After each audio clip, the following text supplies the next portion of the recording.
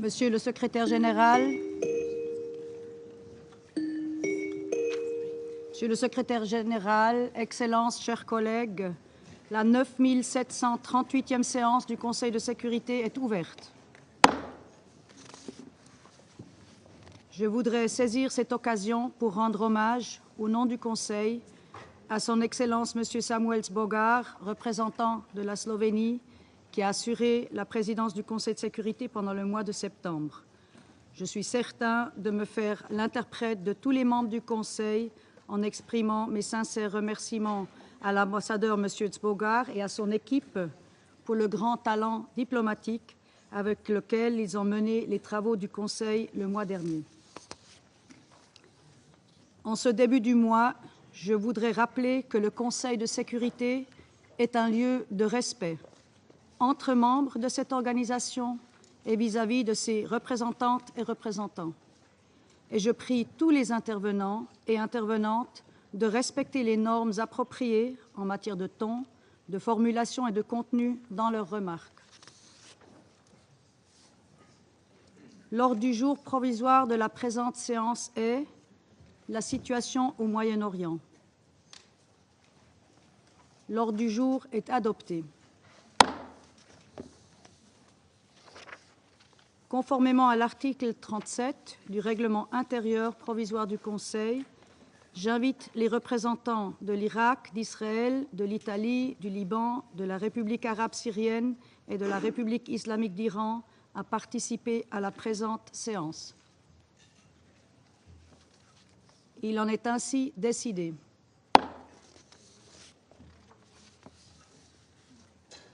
Le Conseil de sécurité va maintenant aborder l'examen du point 2 de l'ordre du jour.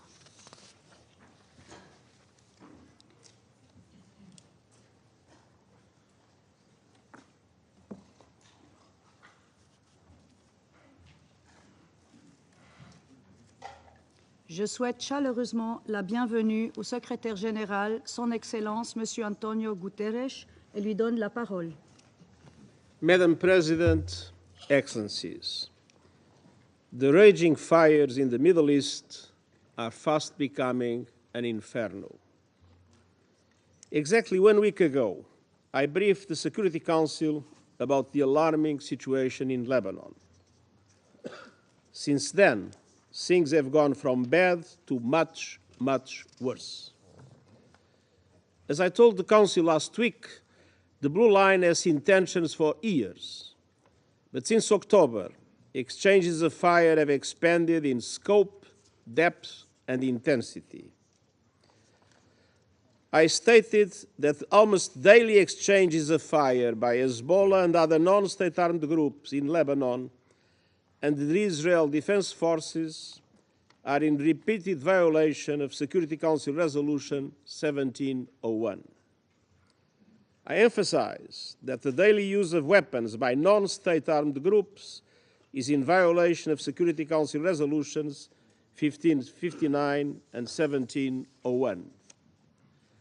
And I stressed that Lebanese sovereignty and territorial integrity must be respected, and the Lebanese state must have full control of weapons throughout Lebanon.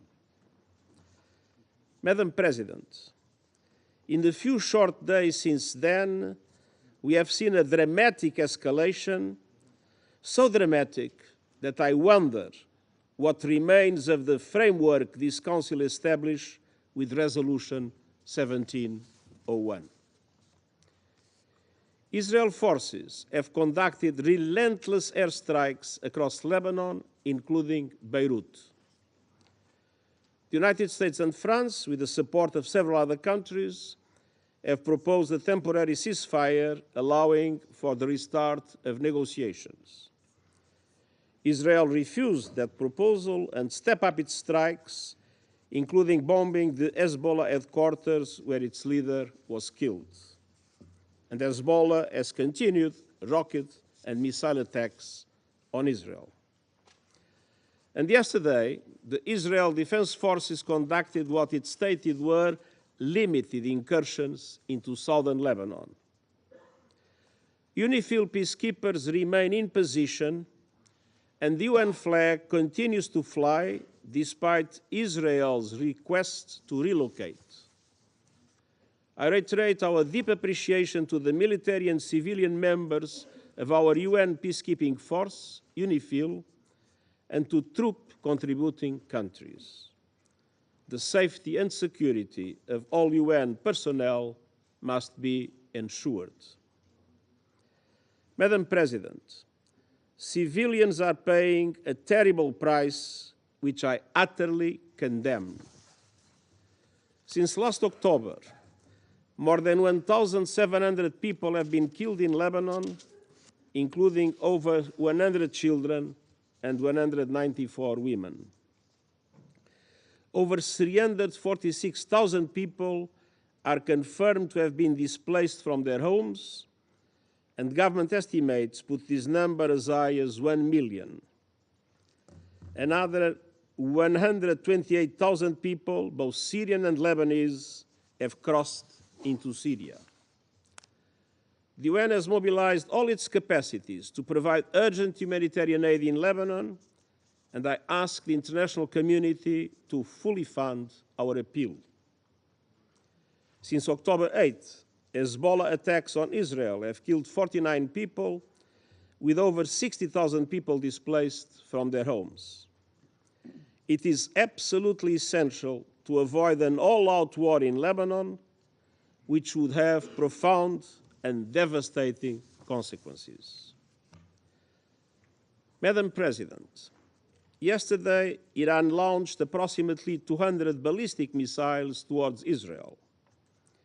It stated it was in response to the killings of Hassan Nasrallah and the Islamic Revolutionary Guard's Corps Commander Abbas Nilforushan last week, as well as that of Hamas leader Ismail Haniyeh in Tehran in July. Millions of people across Israel and the occupied Palestinian territory were forced to seek shelter. One person was killed from the Iranian strikes, a Palestinian in the occupied West Bank. As I did in relation to the Iranian attack in April, and as should have been obvious yesterday in the context of the condemnation I expressed, I again strongly condemn yesterday's massive missile attack by Iran on Israel. And these attacks, paradoxically, do nothing to support the cause of the Palestinian people or reduce their suffering. Almost 1 year has passed since the atrocious 7 October acts of terror by Hamas and the taking of hostages. And since last October, Israel has conducted in Gaza the most deadly and destructive military campaign in my years as Secretary General.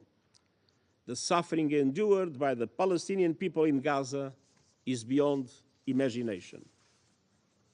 At the same time, the situation in the occupied West Bank, including East Jerusalem, continues to deteriorate with Israeli military operations, construction of settlements, evictions, land grabs, and intensification of settler attacks, progressively undermining any possibility of a two-state solution. And simultaneously, armed Palestinian groups have also used violence. Hamas has continued to launch rockets, and just yesterday, 7 Israelis were killed in a terror attack in Jaffa. Madam President, the events of the past week, the past months, and indeed nearly the past year make it clear.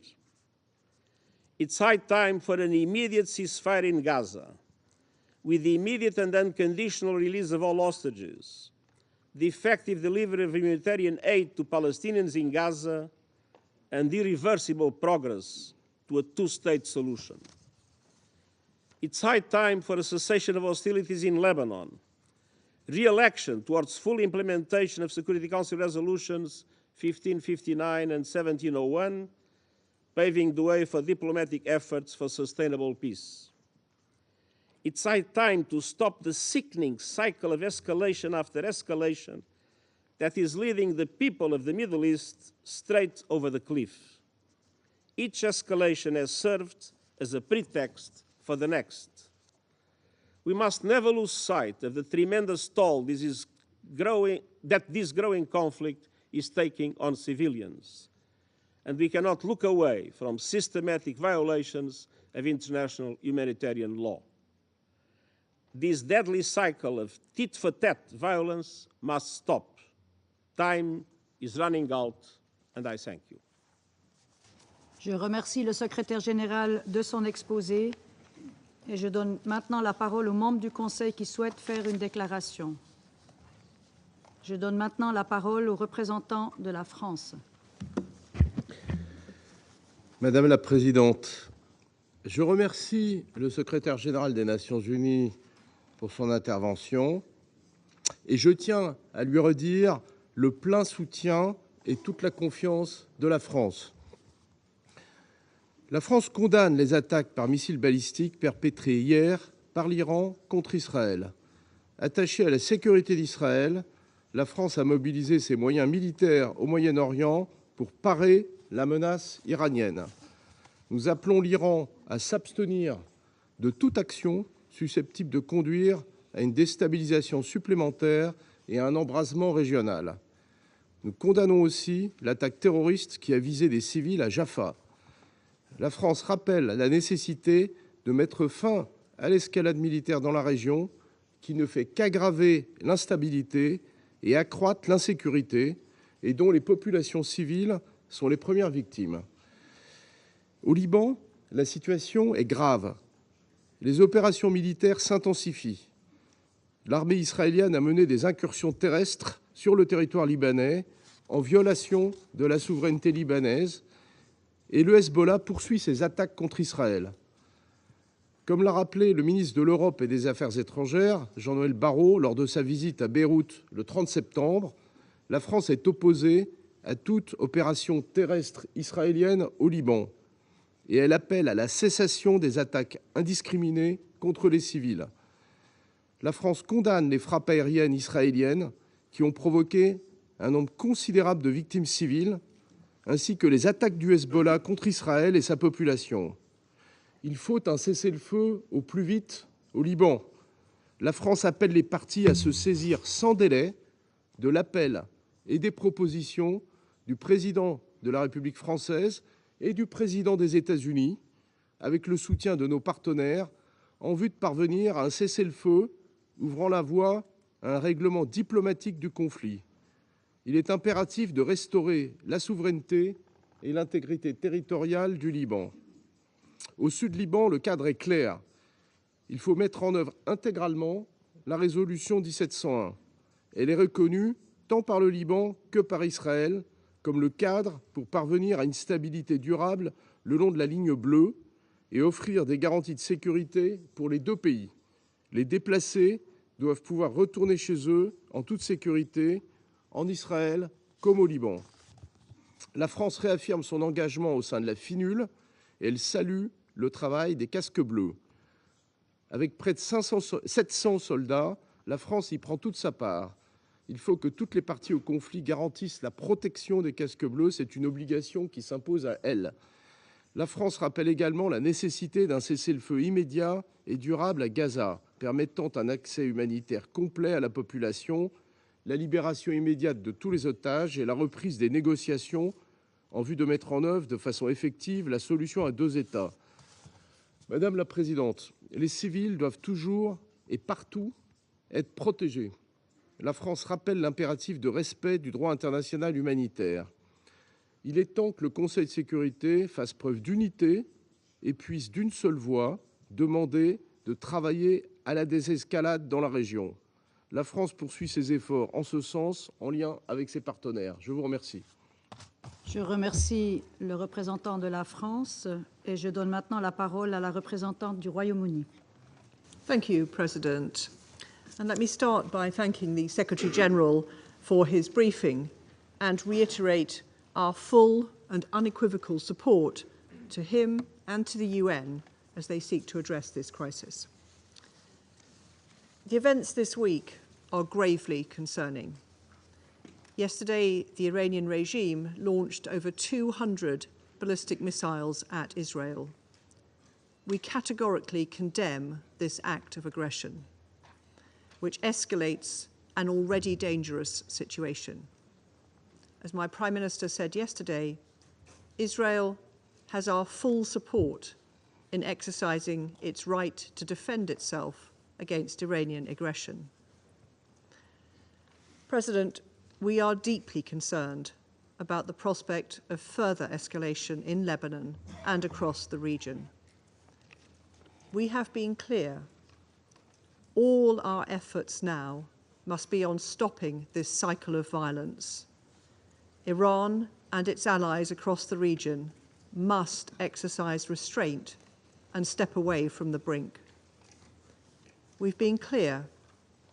My Foreign Secretary has consistently called for a ceasefire in Lebanon by Lebanese Hezbollah and Israel, and the implementation of a political plan in line with UNSCR 1701. We have been clear. In Gaza, we need an immediate ceasefire and the release of the hostages. My Foreign Secretary has urged both Israel and Hamas to agree the ceasefire deal on the table, to choose peace and bring this chaos to an end. Peace, not war, is the courageous option.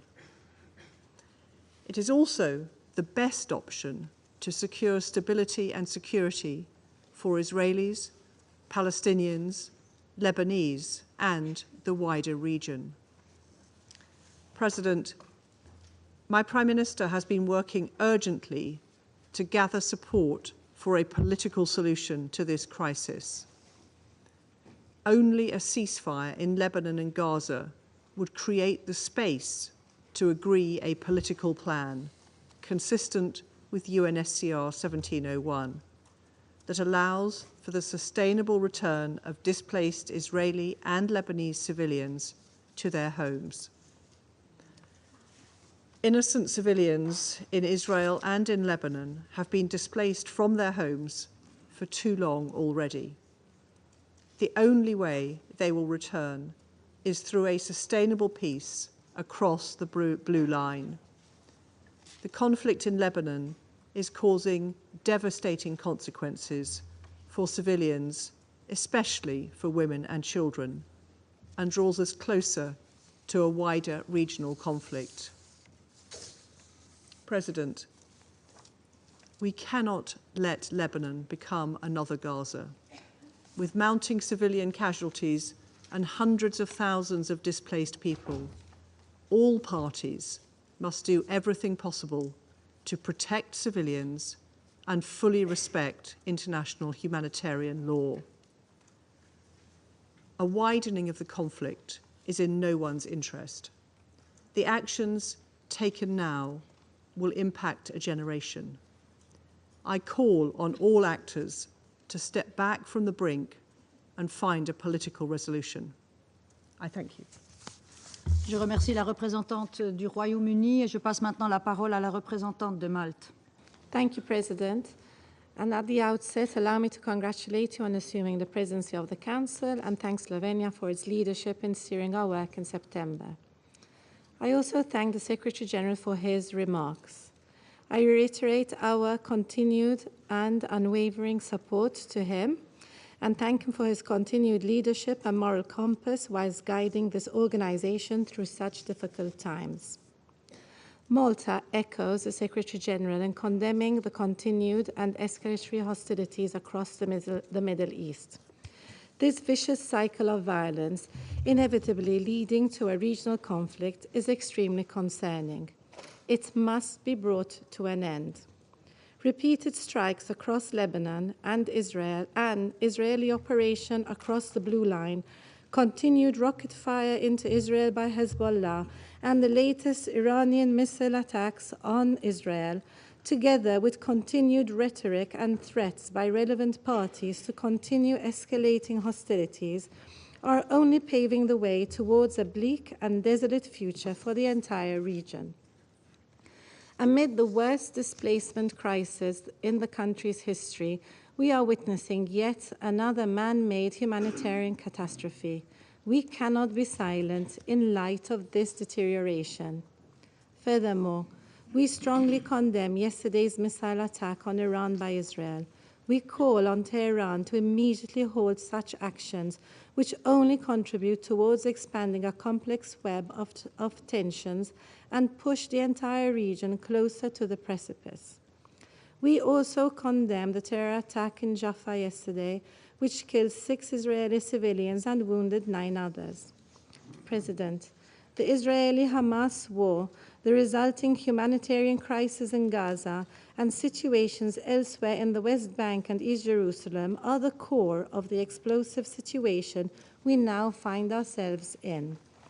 These are the devastating consequences of unchecked conflicts. This human suffering is a high price that the people across the Middle East are paying on a daily basis. We stress that indiscriminate bombings, destruction of civilian infrastructure, and mass displacements are violations of international law. All parties must abide by their obligations under international humanitarian law and prioritize the protection of civilians. Furthermore, we emphasize once again that Security Council resolutions are legally binding. They must be respected and implemented. Along the blue line, it is only through the full implementation of Resolution 1701 that the displaced residents of Israel and Lebanon can be able to return to their homes in peace and security. Furthermore, Lebanon must be free of weapons held by militant groups outside the authority of the Lebanese state. We stress the need to establish an area free of armed weapons, other than those of the government of Lebanon and of UNIFIL, between the Blue Line and the Litani River. Violations of Lebanon's territorial integrity and sovereignty, including through Israeli airstrikes and overflights across Lebanon, must cease. A dramatic escalation in Lebanon will only move us further from this goal. In the current crisis, UNIFIL also assumes a fundamental stabilization role. The safety and security of UN peacekeepers is paramount. Also, as a troop-contributing country, we call on all parties to protect and support the important mission of UNIFIL. In Gaza, we reiterate our call for an immediate and permanent ceasefire, the safe return of hostages to Israel, and the full implementation of relevant Security Council resolutions. We continue to support all diplomatic initiatives aimed at de-escalation across the region, including the efforts of the members of this Council. In conclusion, President, the region is witnessing a descent into all-out war, despite months of warning. The narrative for war must end, and the narrative for peace must begin. More importantly, this Council must act in a united and decisive manner. Now is the time to speak with one voice and unequivocally call for an end to all hostilities. The people of the Middle East are waiting for us. The world is waiting for us. Thank you. Je remercie la représentante de Malte et j'invite maintenant la représentante des États-Unis à prendre la parole. Thank you, Madam President. We look forward to working closely with you during your presidency of the Council this month. I also want to thank Slovenia for your successful conclusion of your presidency during the month of September. I wish to thank Secretary General Guterres for his briefing today. Colleagues, yesterday, Iran's Islamic Revolutionary Guard Corps, the IRGC, launched nearly 200 ballistic missiles at Israel. Tragically, there has been a confirmed death of a Palestinian civilian in the West Bank. Iran's stated intention was to avenge the deaths of 2 IRGC-supported terrorist leaders and an IRGC commander by inflicting significant damage and death in Israel. Thankfully, and through close coordination between the United States and Israel, Iran failed to achieve its objectives. This outcome does not diminish the fact that this attack, intended to cause significant death and destruction marked a significant escalation by Iran. It does not negate the need for immediate Council action. This is a moment for this Council to speak out with one voice and condemn Iran for its unprovoked attack against another member state, and equally important to impose serious consequences on the IRGC for its actions. Colleagues, in a broad sense, Iran was complicit in the October 7th attacks on Israel through its funding, training, capabilities, and support for the military wing of Hamas. And after Hamas's horrific attack carried out nearly a year ago today, the United States sent a clear message to Iran. Don't exploit the situation in ways that would risk propelling the region into a broader war. The IRGC flagrantly and repeatedly ignored this warning by encouraging and enabling the Houthis in Yemen to disrupt global shipping and launch attacks against Israel, by supporting militant groups in Syria and Iraq, which repeatedly attacked American forces engaged in the fight against ISIS, and by arming and encouraging Hezbollah after its former leader, Nasrallah, made the decision on October 7th to open a northern front against Israel. There can be no doubt Iranian support to regional proxies has directly contributed to the crisis in Gaza and Lebanon. At the center of Iran's efforts since October 7th to sow chaos and threaten regional stability is the IRGC, which has repeatedly flouted and violated this Council's resolutions. I can't believe I have to say this, but I will, because the IRGC and its allies are out there peddling propaganda. The decision to launch nearly 200 ballistic missiles at Israel was not in any way defensive. The IRGC was not protecting Iran from threats from another member state. Instead, the IRGC was acting in solidarity with Hezbollah after the killing of Nasrallah, who led a terrorist group that has the blood of thousands of Americans, Lebanese, and Israelis on its hands. I can think of no starker example of state support of terrorism than launching ballistic missiles to avenge the death of a terrorist leader. It is indefensible and it is unacceptable. And we have a collective responsibility as members of the Security Council to impose additional sanctions on the IRGC for supporting terrorism and for flaunting so many of this Council's resolutions. If this Council sits on its hands, what message will that send? I fear that silence and inaction will only invite the IRGC to repeat attacks like what we saw yesterday and on April 13th of this year, again and again and again. Colleagues, we meet at a moment when there is a heightened risk of countries in the region being dragged into a broader conflict. This includes Lebanon.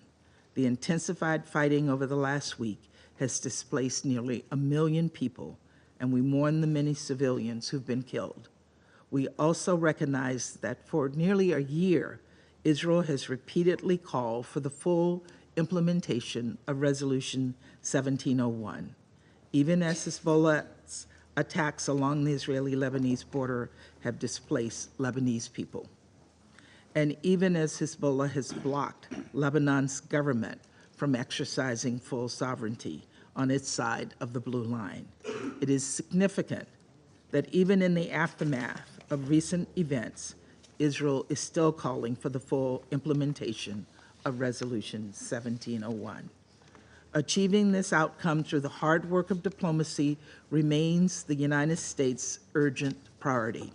We strongly believe that a diplomatic solution along the blue line, consistent with Resolution 1701, offers the only path to durably de-escalate tensions and allow Israeli and Lebanese citizens to return to their homes with safety and security.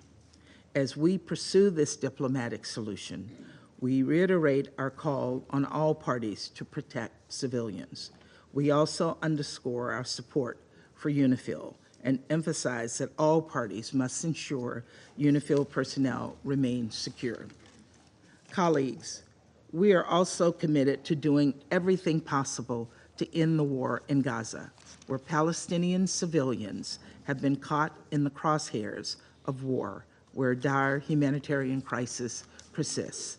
That's why we're working to bring about a ceasefire deal with release of hostages, consistent with Resolution 2735. The events of the past week should send an unambiguous message to Hamas's leadership, which continues to cower in tunnels beneath Gaza. Hezbollah and Iran will not rescue you. The only path forward is a ceasefire agreement. We must double down on diplomatic solutions that would ensure the safety of people across the region. As we do, there should be no doubt. The United States will continue to support Israel's right to defend itself against Hezbollah, Hamas, the Houthis, and any other Iranian-supported terrorists. Of course, how Israel defends itself matters. We continue to make clear that measures must be taken to minimize civilian harm. Colleagues, as President Biden emphasized following yesterday's attack, the United States is fully supportive of Israel. Our actions have been defensive in nature. Let me be clear. The Iranian regime will be held responsible for its actions, and we strongly warn against Iran or its proxies taking actions against the United States or for their actions against Israel. Colleagues, this moment of great risk is a test of this Council. It is imperative that we unequivocally condemn Iran's attack and demand that it cease its support for terrorism in the region. People in Israel, in Gaza, and the West Bank, in Lebanon, and across the region deserve a durable peace, and it is far past time for this Council to hold Iran accountable for fanning the flames of war. Thank you, Madam President. Je remercie la représentante des États-Unis et je donne la parole maintenant au représentant de la République de Corée. Thank you, Madam President. I would like to thank Slovenia for their able leadership as President of the Council during the month of September. Let me also take this opportunity to congratulate you, Madam President, for assuming the presidency for October. I express my deep gratitude to the Secretary General for his briefing today and his tireless efforts for peace in the Middle East. This is a moment of reckoning for the Security Council. Resolution 1701 has been violated by all parties on the ground. A broader regional war with the potential to devastate not just Lebanon and the region, but far beyond, is dangerously knocking on our door. Our repeated calls for urgent restraint have been ignored. Both the regional stability and the credibility of this Council are now in jeopardy. Let there be no misunderstanding. It was Hamas' brutal attacks in broad daylight that set this escalation in motion.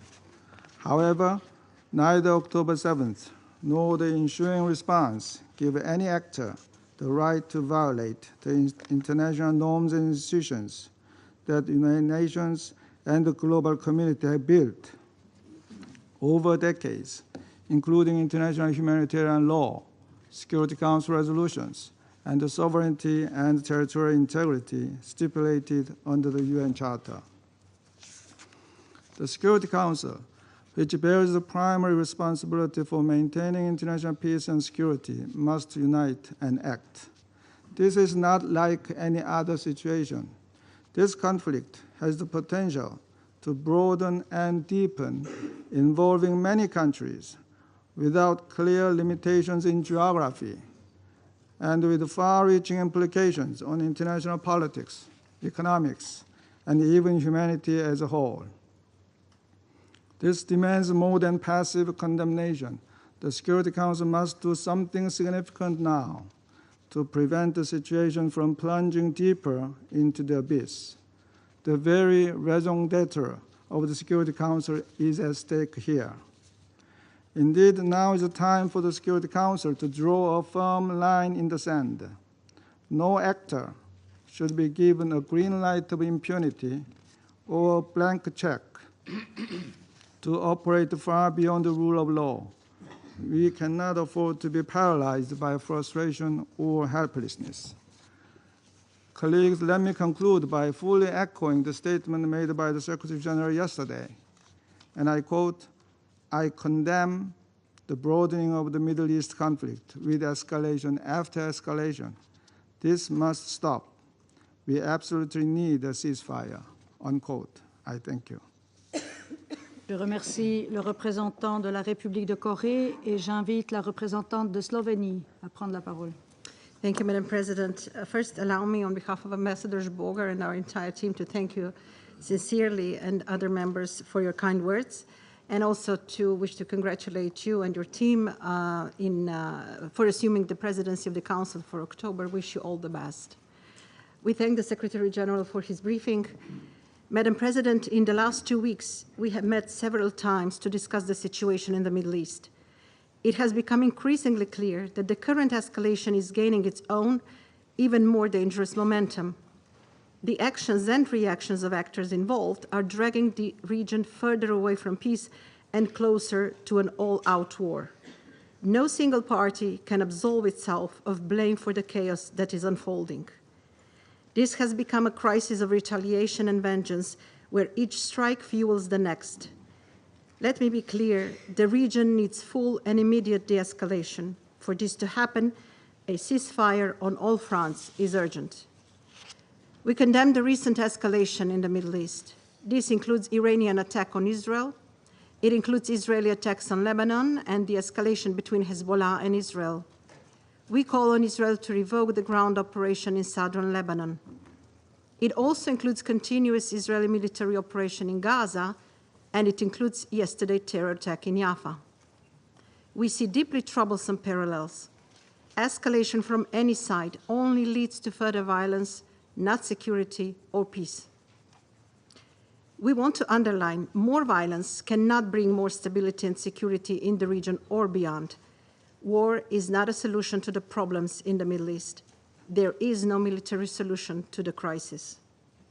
We call on all countries and actors to show restraint, and to everyone with influence must exert it. To Israel, Iran, Hezbollah, Hamas, the Houthis, and others, the circle of violence must stop. Retaliations must stop. Escalations must stop. We call on all parties to respect international law, particularly international humanitarian human rights law. Respect for and compliance with international law are a must. Protection of civilians must be ensured at all times, and we are dismayed by the impact of the escalation in Lebanon on civilians and condemn the high number of civilian casualties. Massive displacement in Lebanon will add an additional strain on a country which is already facing numerous challenges. Equally, this intensification of the conflict will not bring thousands of displaced Israelis back to their homes. And we must not forget about the entire population of Gaza being displaced repeatedly. There is a dire need to recommit and fully implement Resolution 1701. This Council must stand united in its call for de-escalation and ceasefire. We repeat our call for safety and security of UNIFIL to be ensured at all times.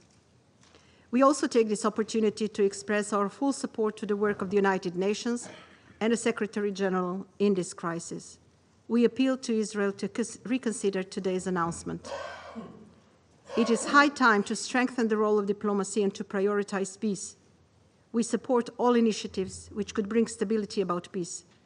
Ceasefire negotiations related to Lebanon and to Gaza are utmost needed. We underline this Council has primary responsibility for maintenance of international peace and security. The region is standing at a precipice. We are a step away from an all-out war that threatens not only the region, but global peace and stability. In the complex history of the Middle East, the Council has made various attempts to shoulder its responsibility. It is now on us, these 15 countries sitting by this table, to unite and call out for for an all-out ceasefire. I thank you, Madam President. Je remercie la représentante de Slovénie et j'invite le représentant d'Algérie à prendre la parole. Madam President, I would like to commend Slovenia for their remarkable presidency of the Council during last month. And I also congratulate Switzerland for assuming the presidency for this month and assure them of Algeria's full support. I extend my sincere gratitude to Mr. António Guterres for his comprehensive briefing. And I express Algeria's full solidarity, admiration, and support for the Secretary General following the incredible decision of the Israeli occupying authorities to declare him persona non grata. This decision reflects a clear disdain of the UN system and the entire international community. For the Israeli authorities, no narrative, no truth exists except their own.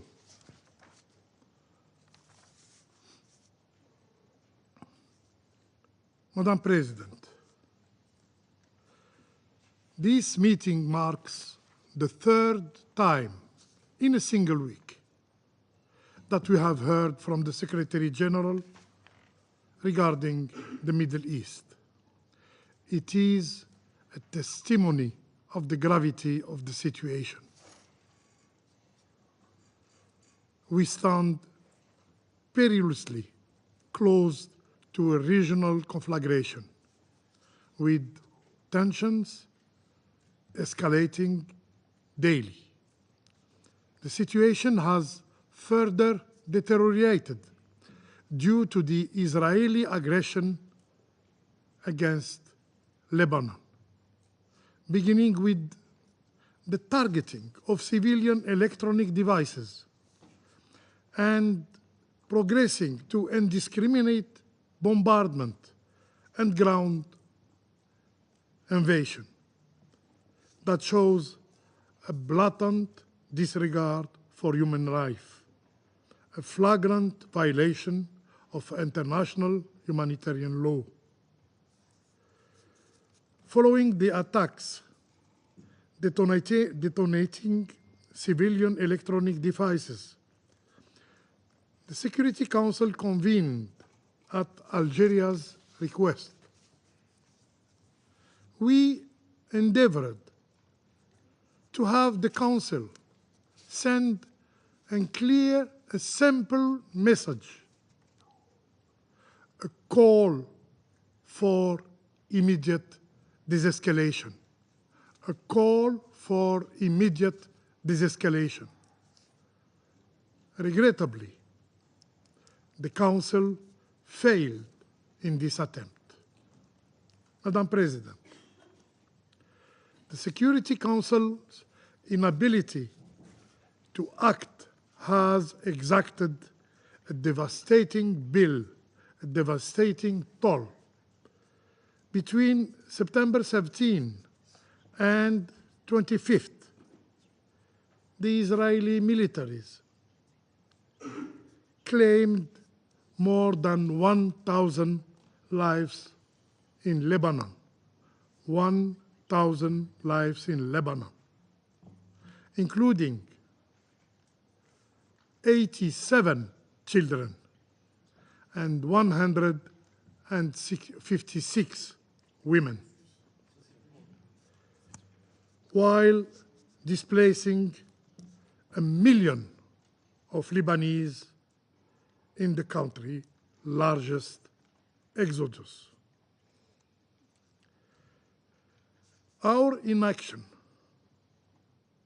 has effectively granted Israel under the right of self-defense principle. Our inaction has effectively granted Israel carte blanche to continue its rampage in Gaza, in West Bank, carte blanche to escalate against Lebanon and pursue the bloody agenda of death and destruction. Now we hear the new rhetorics of desescalation through escalation. Strange. This is a dangerous fallacy. Escalation inevitably breeds further escalation for years to come. This surge in violence has derailed efforts to implement Resolution 2735 and has severely compromised any prospect for calm in Lebanon and the wider region. The Security Council must act with greater resolve to be relevant, simply to be credible. As the highest authority responsible for maintaining international peace and security, it is unacceptable for its decision, including Resolution 2735, to be blatantly disregarded. Israel is not above the law, and we must hold it accountable. We need solutions, tangible, enforceable solutions. No more rhetorics that serves no one. Madam President, while we must not allow the escalation in Lebanon to overshadow the ongoing tragedy in Gaza, it seems some have grown indifferent of Gaza's people plight. Any effort to address the broader escalation in the region must begin with halting the brutal assault in Gaza. I repeat, any effort to address the broader escalation in the region must begin with halting the brutal assault in Gaza. We need an immediate ceasefire. We need an immediate ceasefire in Gaza. Everyone, save for the Israeli occupier, seeks this end, this cycle of violence, and is working toward that end. So how long will the international community remain impotent in the face of Israel's defiance? How long will we fail to enforce full implementation of Resolution 1701, especially Israel's withdrawal from Lebanese territory, a key condition for Lebanon's stability? Madam President, the Middle East urgently requires concerted actions from all of us, to find lasting, sustainable solution to its crisis. These solutions demand an end to Israeli occupation of Arab lands in Lebanon, in Syria, and the establishment of an independent Palestinian state with Al-Quds Sharif as its capital. I thank you, Madam President. Je remercie le représentant d'Algérie et je passe la parole au représentant du Mozambique.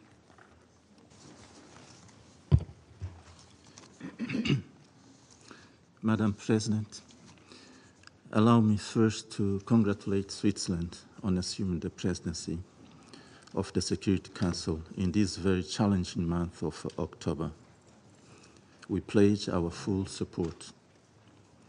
We also thank Slovenia for its successful presidency in the month of September. We are grateful to His Excellency, Mr. António Guterres, United Nations Secretary General, for his insights on this deeply concerning matter. Madam President, the Middle East remains a region of intense and complex geopolitical dynamics, shaped by historical legacies, power struggles, and intricate relationship among various states and non-state actors, significantly shaping the region's landscape. The Palestine question, a central and profoundly impactful issue, continues to influence diplomatic relations and strategic interests, not only within the region, but also globally. The ongoing conflict and the quest for a two-state solution continue to be pivotal in discussion about peace and stability in the Middle East. Amidst the ongoing Israel strikes in Gaza, Beirut, and beyond, Iran has recently launched ballistic missiles into Israel, marking a sharp escalation in regional tensions. This action is reportedly in retaliation for the recent killing of Hezbollah and Hamas leaders by Israel airstrikes. These military acts further exacerbate the prevailing regional tensions and may indeed trigger more conflicts involving other countries with potentially unthinkable implications. In this context, we recall that during the 79th General Assembly debate, world leaders expressed deep concern over the escalating conflict in Gaza and its potential spillover to Lebanon. Both the UN Secretary General and the President of the General Assembly urged Israel to cease hostilities and pursue a diplomatic resolution to prevent Lebanon from becoming another conflict zone like Gaza. Madam President, precisely 6 months ago in this chamber, we raised serious concerns that ongoing retaliatory attacks between Israel and Iran could significantly escalate regional tensions and potentially lead to a full-blown conflict between Israel and Iran. Regrettably, this is now fast becoming a sad reality. These retaliatory attacks are shaping the foreign policies and security strategies of regional states and their external allies. While recognizing the right of states to self-defense as enshrined in the UN Charter, we express our deep concern on the recent Iranian strikes. In light of the prevailing situation, it is imperative that all parties involved, including Israel and Iran, strictly adhere to international legal norms to prevent further military confrontation and maintain regional stability. All involved parties need to exercise restraint and approach the situation with wisdom and prudence. The Council must continue to closely monitor the situation and take appropriate action to deter additional threats while safeguarding international peace and security. Furthermore, the Council must actively engage all concerned parties to prevent any miscalculations that could lead to broader conflict in an already volatile region. Such escalation would have devastating consequences for civilians who are already suffering in the occupied Palestinian territory, in Syria, in Lebanon, in Israel, and the broader Middle East. Indeed, we should not forget the human cost of this deepening conflict. The prevailing situation is a matter of great concern and demands our profound reflection and immediate action, as it represents one of the most severe humanitarian crises of our time. With each escalation, the conflict generates more casualties, displacement, and destruction of infrastructure, exacerbating the unimaginable human tragedy in the war conflict zones. Seeking a sustainable solution in the Middle East region is of paramount importance. Stability in the Middle East is vital for the security and development of all the states in the region, including Iran and Israel.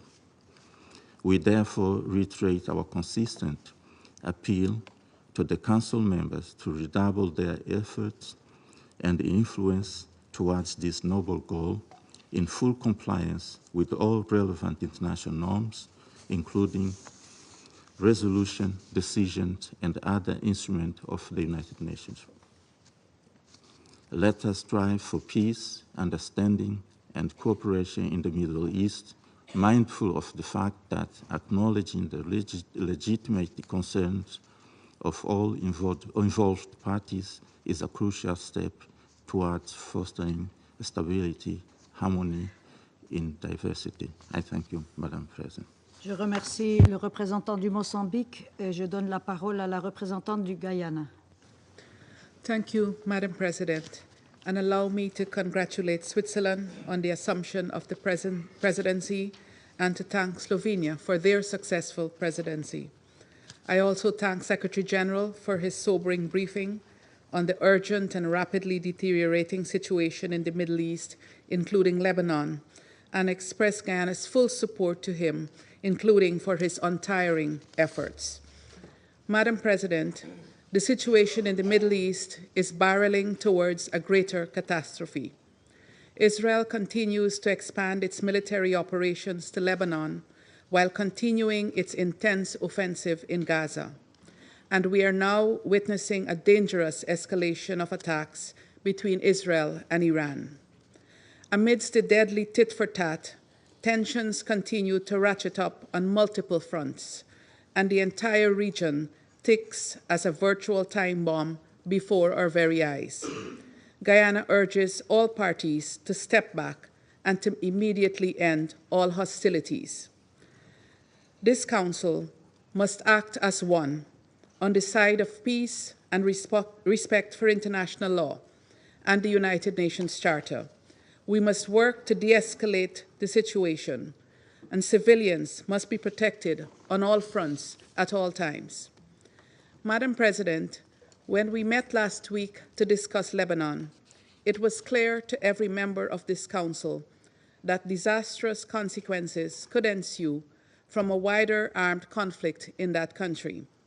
Today, we are meeting amidst reports of ground incursions by Israel into the sovereign territory of Lebanon in violation of the UN Charter and Resolution 1701, and following aerial bombardments from southern Lebanon to the heart of Beirut, resulting in more than 1,000 deaths in the past 2 weeks alone, not to mention the thousands injured and displaced.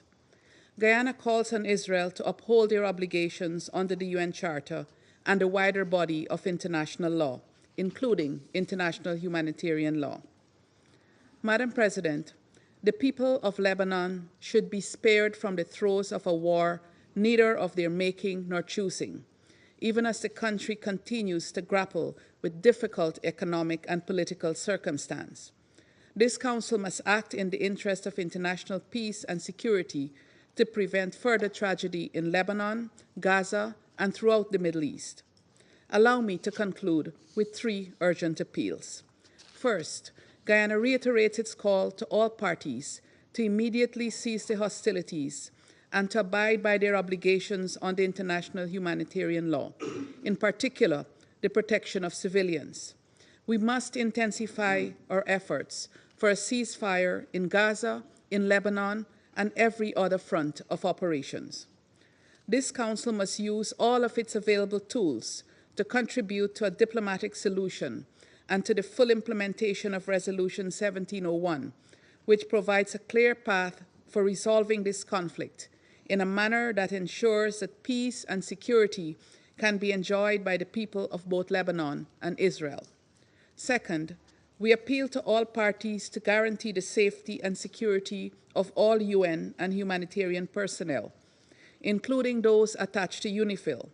As is the case with all UN personnel, UNIFIL has operated under extremely difficult circumstances over the past year and is undoubtedly being placed in a position of much greater risk as hostilities heightened in their area of operations. We must work to ensure that conditions remain conducive for the exercise by UNIFIL of its important mandate. Third, Guyana appeals for a renewed investment in peace over aggression. Let us enable the former at the expense of the latter, as we strive to save the present generation from the continuing scourge of war. As Council members, let us act together in favor of the millions of civilians who are paying the heaviest price in these senseless wars. Justice and peace demand that we do no less. I thank you. Je remercie la représentante du Guyana et j'invite le représentant du Japon à prendre la parole. Thank you, Madam President. First of all, let me express our gratitude to Slovenia for their successful presidency in September, and congratulate Madam President on your assumption of the presidency for October, and we express our full support to your presidency. I also would like to thank Secretary General for his sobering and important briefing today. Since last October, the world has witnessed an unconscionable spiral of violence in Gaza, the West Bank, Lebanon, Yemen, Syria, and beyond. The recent developments in Lebanon are particularly worrying. We are seriously concerned about the ground operation conducted by Israel Defense Forces in Lebanon. We cannot tolerate any further escalation. In this vein, Japan once again calls for an immediate ceasefire between Israel and Hezbollah. All parties need to demonstrate their recommitment to the full implementation of relevant UN Security Council resolutions, including Resolution 1701. Japan pays respect to the UN staff and personnel on the ground, devoting the high cause under the severe circumstances. Their security must be ensured. Now, we are seeing the growing needs of the civilians in Lebanon who are facing the onset of a displacement crisis. Thus, Japan reiterates its call on all parties to immediately take all measures to prevent any further civilian casualties and adhere to international law, including international humanitarian law, to prioritize the protection of civilians and ensure humanitarian access. Madam President, the escalation in Lebanon will drag the Middle East into a wider conflict, as was seen yesterday. Japan is deeply concerned about the attacks conducted by Iran using ballistic missiles against Israel. These attacks further deteriorate the current situation in the Middle East. We strongly condemn such an escalation. Secretary General issued a statement that condemned the broadening of the Middle East conflict, and we reiterate his call for an immediate ceasefire. In April, when this council was convened following Iran's large-scale attack against Israel, many of us stand that it constitutes an unprecedented development. However, we have seen what was unprecedented occurring twice within the last 6 months. This clearly shows the Middle East is following a dangerous path that could lead to a catastrophe. We must not let this happen.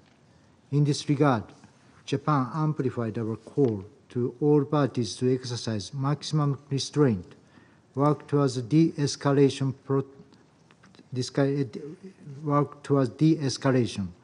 protect civilians, and work through dialogue and diplomacy towards peace. Neither the region nor the world can afford any more conflicts. Thank you, Madam President. Je remercie le représentant du Japon et j'invite le représentant de la Fédération de Russie à prendre la parole. Госпожа председатель, хотим поздравить Словению с завершением председательства в Совете в сентябре, объективно непростом месяце для любого председательства. И поздравить Швейцарию с вступлением в должность председателя Совета в октябре. Благодарим генерального секретаря за его оценки ситуации на Ближнем Востоке, резко обострившейся на фоне беспрецедентного витка эскалации насилия в Ливане и расширения географии конфронтации на соседей по региону. Приняли также во внимание позиции Израиля и Ирана, изложенные в распространенных накануне письмах. К сожалению, ближневосточный регион буквально на наших глазах скатывается в пучину новой большой войны, а Совет Безопасности лишь беспомощно наблюдает за этим. Израильская бесчеловечная военная операция в Газе продолжается, несмотря на требования подавляющей части международного сообщества ее остановить. Раскручивание спирали насилия предсказуемо привело к обострению ситуации в Ливано-израильском приграничье, в Йемене и акватории Красного моря. Однако вместо того, чтобы задействовать возможности дипломатии, власти Западного Иерусалима сделали однозначную ставку на силовое оккупирование своих озабоченностей. А их американские подельники во всем им подыгрывают, парализуя работу Совета Безопасности. В итоге новой жертвой израильской военной машины стал Ливан. После интенсивных обстрелов ливанских городов южный сосед приступил к наземной операции в этой стране. Кроме того, после серии политических ликвидаций, включая убийство главы исполсовета Хамас Хании, генерального секретаря Хизбаллы Насраллы и ряда других лидеров противостоящих Израилю движений, в конфронтацию включился и Иран, целых 2 месяца проявлявший исключительную в данных обстоятельствах сдержанность.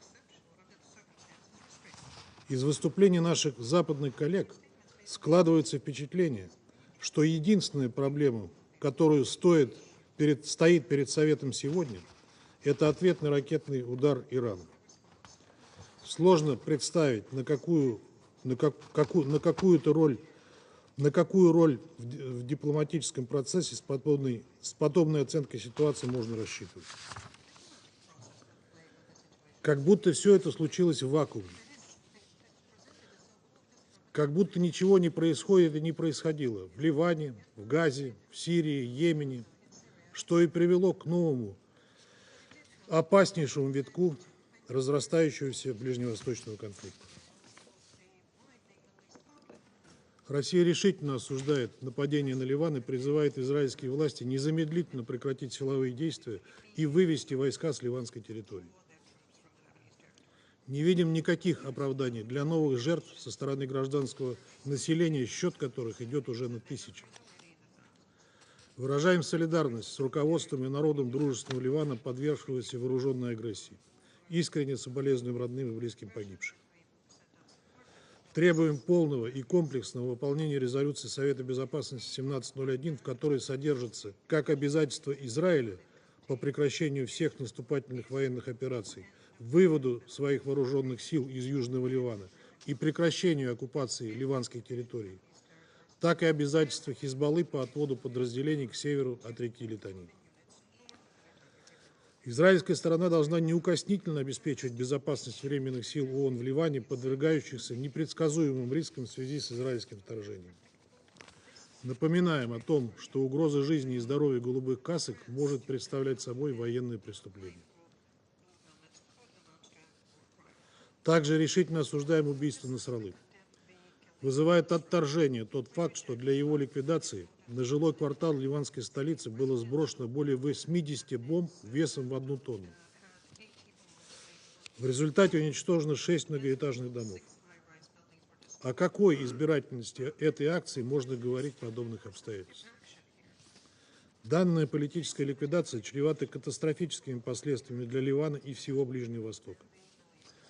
В Западном Иерусалиме не могли этого не понимать, однако сознательно пошли на обострение.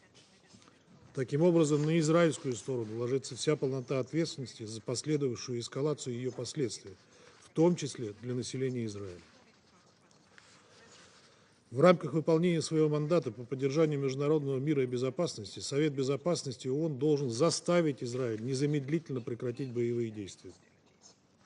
Мы с вами обязаны также приложить все силы для создания условий для политико-дипломатического регулирования. В этом контексте отмечаем сигнал Тегерана о нежелании дальнейшего раскручивания спирали конфронтации. Госпожа председатель, Совет Безопасности в последнее время часто и, казалось бы, вполне справедливо подвергается критике за неспособность остановить насилие в зоне палестино-израильского противостояния.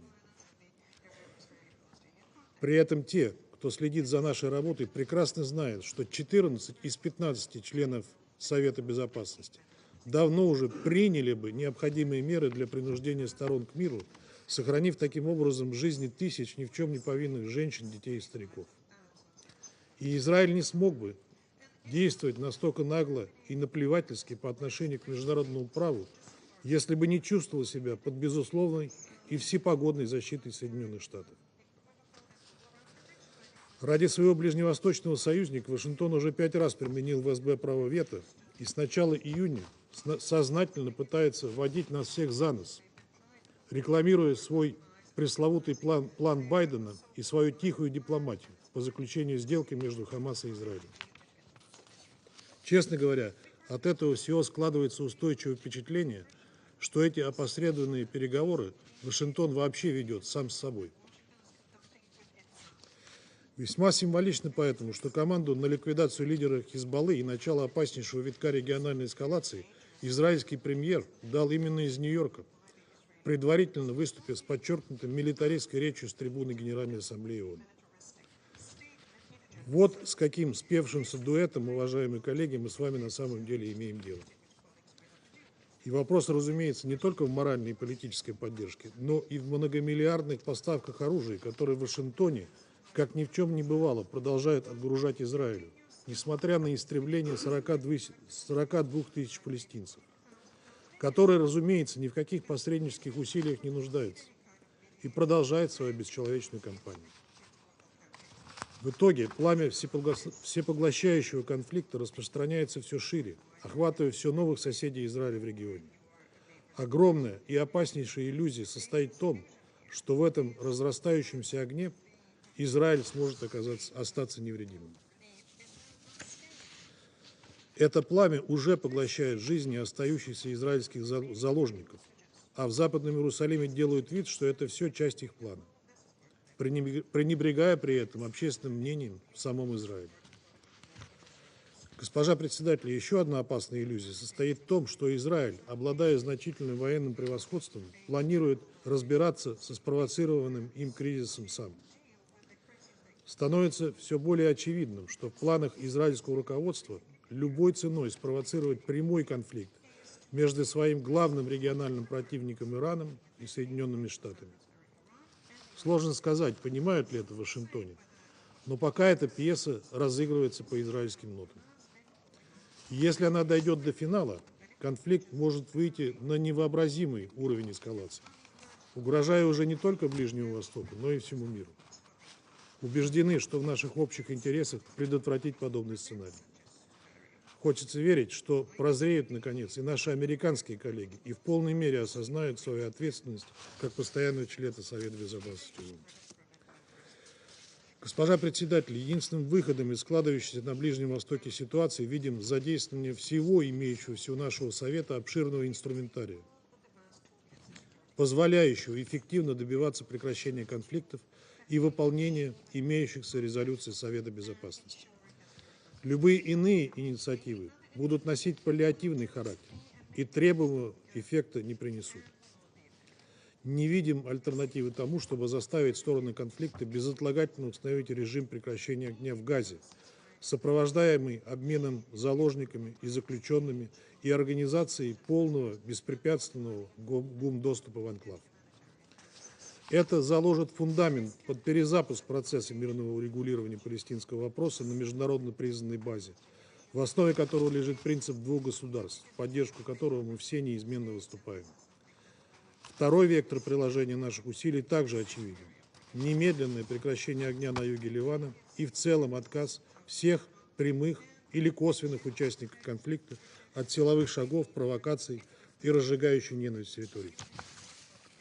Госпожа председатель, сегодняшняя новость об объявлении генерального секретаря ООН персоной нон-грата в Израиле – это неслыханное и в высшей степени хамское решение. Это пощечина не только ООН, но и всем нам. Призываем членов Совета и членов ООН отреагировать на этот возмутительный шаг. Еще раз повторяем, необходимые для решения этих задач инструментарий у Совета имеется. Вопрос лишь в наличии политической воли. А она у нас есть. А у вас? Призываем всех как можно скорее дать ответ на этот вопрос. Благодарю вас. Je remercie le représentant de la Fédération de Russie et je passe la parole au représentant de la Sierra Leone. Madam President, the Security Council has been convened in the most difficult of circumstances concerning the Middle East. Allow me, however, to congratulate you and Switzerland on assuming the presidency of the Council and assure you of Sierra Leone's fullest support and cooperation. Similarly, we congratulate and commend Slovenia on their efficient and excellent stewardship of the Council in the critical month of September. I also thank His Excellency António Guterres, Secretary General of the United Nations, for his important briefing on a tragically escalating situation. Mr. Secretary General, be assured of Sierra Leone's fullest support, always. Madam President, colleagues, Sierra Leone is gravely concerned about the dangerous cycle of escalation in the Middle East, characterized by spiraling tit-for-tat, ping-pong retaliatory attacks, not in conformity with the United Nations Charter, including the application of its Article 51, that can only lead to a mutually assured destruction if there is no immediate de-escalation. Despite the resonance and resolute call for ceasefire by our leaders in the general debate of the 79th session of the United Nations General Assembly, and repeated calls by members of this Council for ceasefire and restraint, it must be clear to all that we now have a regional conflict with multiple fronts in Gaza and violence in the West Bank, in Lebanon, where its sovereignty and territorial integrity is being violated, retaliatory attacks between Israel and Iran, as well as with the Houthis in Yemen. Since the 7th October 2023 heinous attacks led by Hamas on Israeli civilians, which we have condemned as acts of terror, we are gravely concerned about the escalation of violence that has ensued. In Gaza, the response by Israel has been characterized by collective punishment, widespread bombardment, and alarming disregard for international humanitarian law, leading to immense civilian suffering and the destruction of critical civilian infrastructure. Only hours ago, it has been reported that 50 people were killed in southern Gaza, only a few hours ago. Gaza cannot be forgotten, as the rate and pace of killings have not subsided, with over 41,000 people killed, and the Security Council Resolution 2735 all but forgotten. The protection of civilians must remain our top priority. Sierra Leone is deeply disturbed by reports of disproportionate military responses, the targeting of civilian infrastructure, and the collective punishment of the population in Gaza. We urge all parties to respect the principles of distinction, proportionality, and necessity as enshrined in international humanitarian law. There can be no justification for the deliberate targeting of civilians or the destruction of civilian infrastructure that people rely for their survival. We continue to call for unhindered humanitarian access to Gaza. The blockade and siege has left civilians in desperate need of food, water, medical supplies, and basic services. Humanitarian access, safety, and aid must be allowed to flow to those who are suffering. Madam President, recent events, including strikes in Lebanon, the killing of a Hezbollah leader, and the reported land incursion by Israel, are deeply concerning. These developments have heightened the risk of regional destabilization, and we call on all actors to show restraint, avoid further escalation, and recommit to dialogue and compliance with Security Council Resolution 1701. We urge the parties to comply with their obligations regarding UNIFIL and the protection of UN peacekeepers and UN premises. It is clear that today, Israel and Hezbollah are at war. Sierra Leone has been concerned about the repeated exchanges of fire across the Blue Line since Hezbollah launched rockets into Israel on 8 October 2023, unprovoked. While the exchanges of fire were largely confined to the immediate vicinity of the Blue Line for a short period, we observed the gradual intensification along and increasing well beyond the Blue Line, causing civilian casualties and infrastructure damage, destruction of farmlands, and displacement of tens of thousands of civilians. Members of this council, including Sierra Leone, have been expressing the risk of the danger of miscalculation, a wider and devastating regional conflagration as a consequence of the conflict between Israel and Hamas. Today, Middle East is at war. We note the declaration of Israel to return displaced residents and further declaration of Hezbollah on a ceasefire in Gaza. We express deep concerns over the dangerous rhetoric relating to the achievement of respective military objectives by the conflicting parties.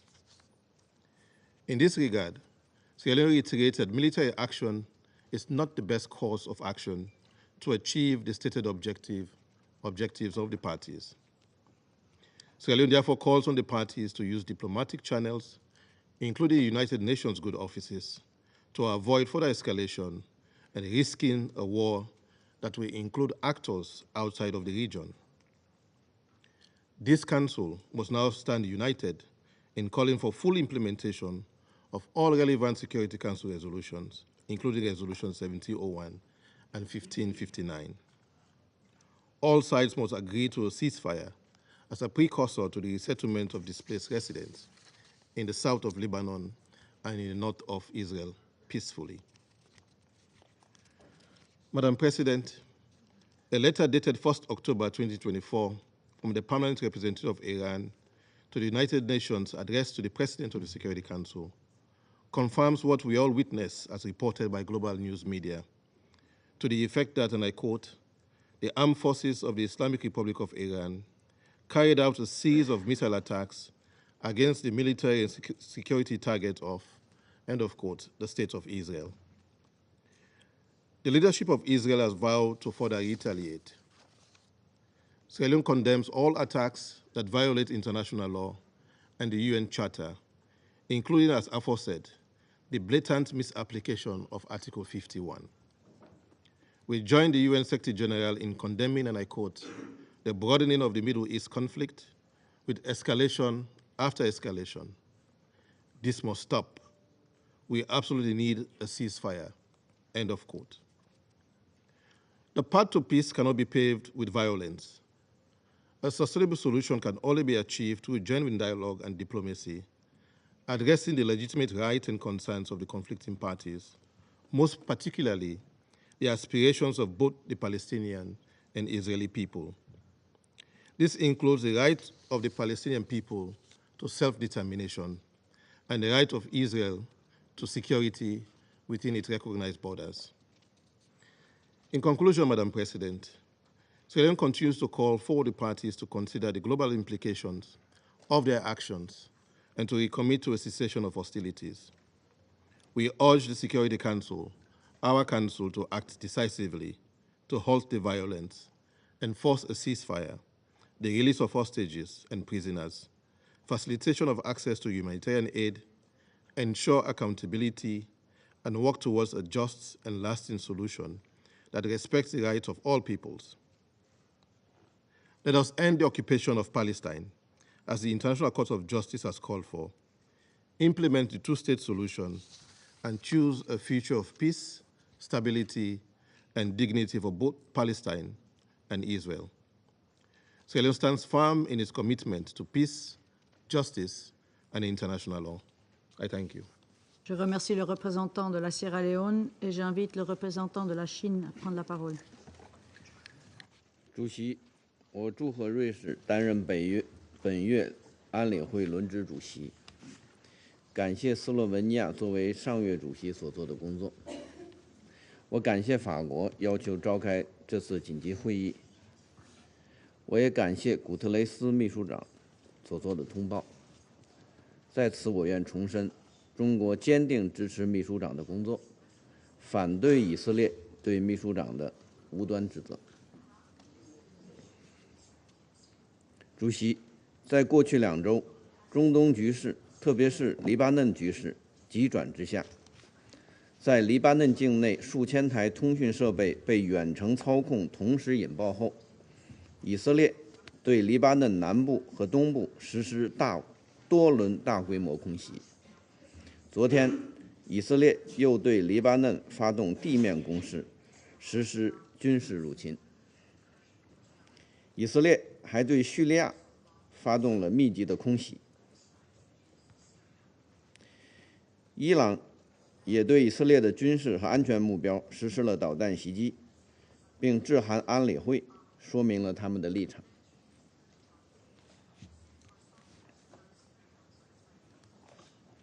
中方对当前严峻局势和下步发展前景深表关切，极为担忧。我们呼吁切实尊重各国主权、安全和领土完整，重申反对一切违反国际关系基本准则的行为，谴责一切针对平民的暴力袭击。我们赞同联合国方面的立场，即任何以色列越境进入黎巴嫩的行为都侵犯黎巴嫩的主权和领土完整，都违反安理会第1701号决议的规定。去年10月以来，暴力冲突循环往复，在中东地区一再上演。以色列罔顾国际社会的要求立即停火的呼声，执意推进军事行动，导致冲突延宕和扩大。当前，一场全面战争一触即发，在此关键时刻，任何煽动性言论和挑衅性行动都极端危险，极易引发误判，带来连锁反应，使局势轮番升级，甚至完全失控。我们敦促所有各方，特别是以色列，厉行克制，避免采取任何可能导致局势进一步升级的行动。主席，冲突已经造成前所未有的人道灾难。我们看到，加沙已经是人间炼狱，在黎巴嫩也有大量民用设施被毁坏，数千人伤亡，超过100万人背井离乡，包括大批巴勒斯坦难民。我们呼吁冲突各方遵守国际人道法红线，切实保护平民安全。我们支持联合国人道系统采取紧急行动，为缓解巴勒斯坦和黎巴嫩的人道局势做出努力。中方重申尊重联黎部队中立性，切实保障联合国维和人员安全的重要性。联合国资产和人员不应成为武装攻击的目标。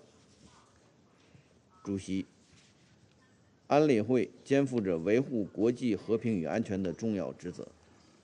当前形势下，安理会有必要紧急采取行动，团结一致提出明确无误的要求，必须在加沙立即实现停火，必须停止暴力循环，必须全力防止战争蔓延，必须推动有关各方回到政治和外交解决的轨道。形势已经岌岌可危，任何消极拖延都是不负责任的。任何纵容更大军事冒险的说辞，都将释放错误信号，并可能产生严重的后果。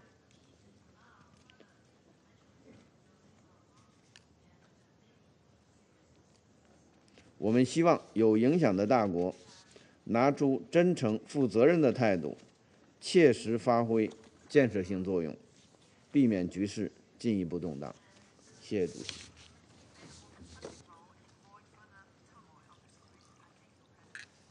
Je remercie le représentant de la Chine et je passe la parole au représentant de l'Équateur. Gracias, señora presidenta. Permítame primero felicitar a su delegación por asumir la conducción del Consejo este mes y por reiterarle el respaldo total de nuestro país. De igual manera, agradecer a Eslovenia por la excelente conducción de este Consejo durante el mes pasado. Quiero resaltar y reiterar el respaldo de mi país al trabajo del secretario general a favor de la paz, así como de todas las agencias de las Naciones Unidas en este sentido. Gracias, Presidenta, y agradezco a Francia por haber solicitado esta sesión de emergencia para que este Consejo considere el deterioro de la situación en Líbano e Israel, desarrollos recientes que colocan en situación de extrema vulnerabilidad al Medio Oriente. Gracias, Secretario General, por la sobreinformación que nos ha proporcionado, por su llamado a la comunidad internacional para movilizar los más de 400 millones de dólares en asistencia humanitaria que necesita el Líbano en estos momentos y sobre todo por su permanente compromiso con la desescalada del conflicto y el cese al fuego.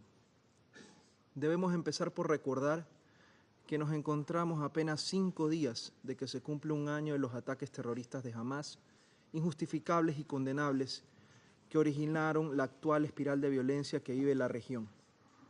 La causa palestina no puede ser utilizada por Hezbollah y otros grupos extremistas para tratar de explicar en vano sus actos de terrorismo, como es el asesinato de niños mientras jugaban fútbol en Mahdal Shams en julio pasado. El Ecuador reconoce el derecho inmanente de la legítima defensa de los Estados miembros de las Naciones Unidas en caso de ataque armado en los términos consagrados en el artículo 51 de la Carta.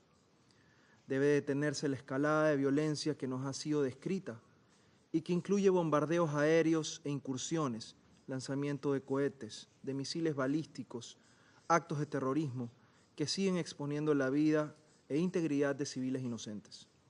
En Gaza se han registrado decenas de miles de civiles muertos, incluyendo mujeres y niños. El derecho internacional humanitario debe ser respetado. Los trabajadores humanitarios deben contar con todas las facilidades para cumplir su labor. Su vida debe ser respetada.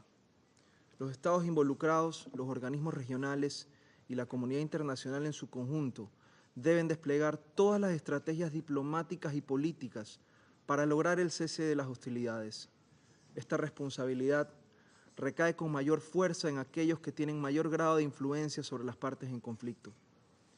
Este es el momento de tomar decisiones concretas, orientadas a alcanzar acuerdos conducentes a una paz duradera y sostenible.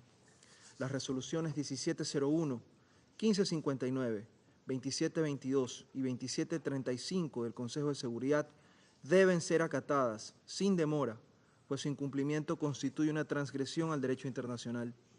Debemos evitar otro desastre humanitario, dejando sin pretexto a quienes desean más violencia. Señora Presidenta, colegas, Ortega y Gasset afirmó, y cito, «Es falso decir que lo que nos determina son las circunstancias. Al contrario, las circunstancias son el dilema ante el cual tenemos que decidirnos, pero el que decide es nuestro carácter». Cierro cita. Ni la responsabilidad colectiva del Consejo de Seguridad, ni la paz que constituye el valor superior de la humanidad pueden estar supeditadas a las tensiones e intereses de la geopolítica. Para finalizar, reitero que el Ecuador apoya toda iniciativa que persiga el restablecimiento de la paz y su sostenibilidad. Gracias. Merci le représentant de l'Équateur et je vais faire maintenant une déclaration en ma qualité de représentant de la Suisse. Nous remercions le secrétaire général de son intervention. La Suisse est préoccupée au plus haut point face au dernier développement au Moyen-Orient. Le risque d'une guerre régionale dont nous mettons en garde depuis maintenant presque un an est sur le point de devenir réalité. En vue des innombrables vies civiles en danger, il est impératif que tous les acteurs dans la région cessent immédiatement leurs hostilités pour permettre une désescalade et que ce Conseil assume pleinement son rôle.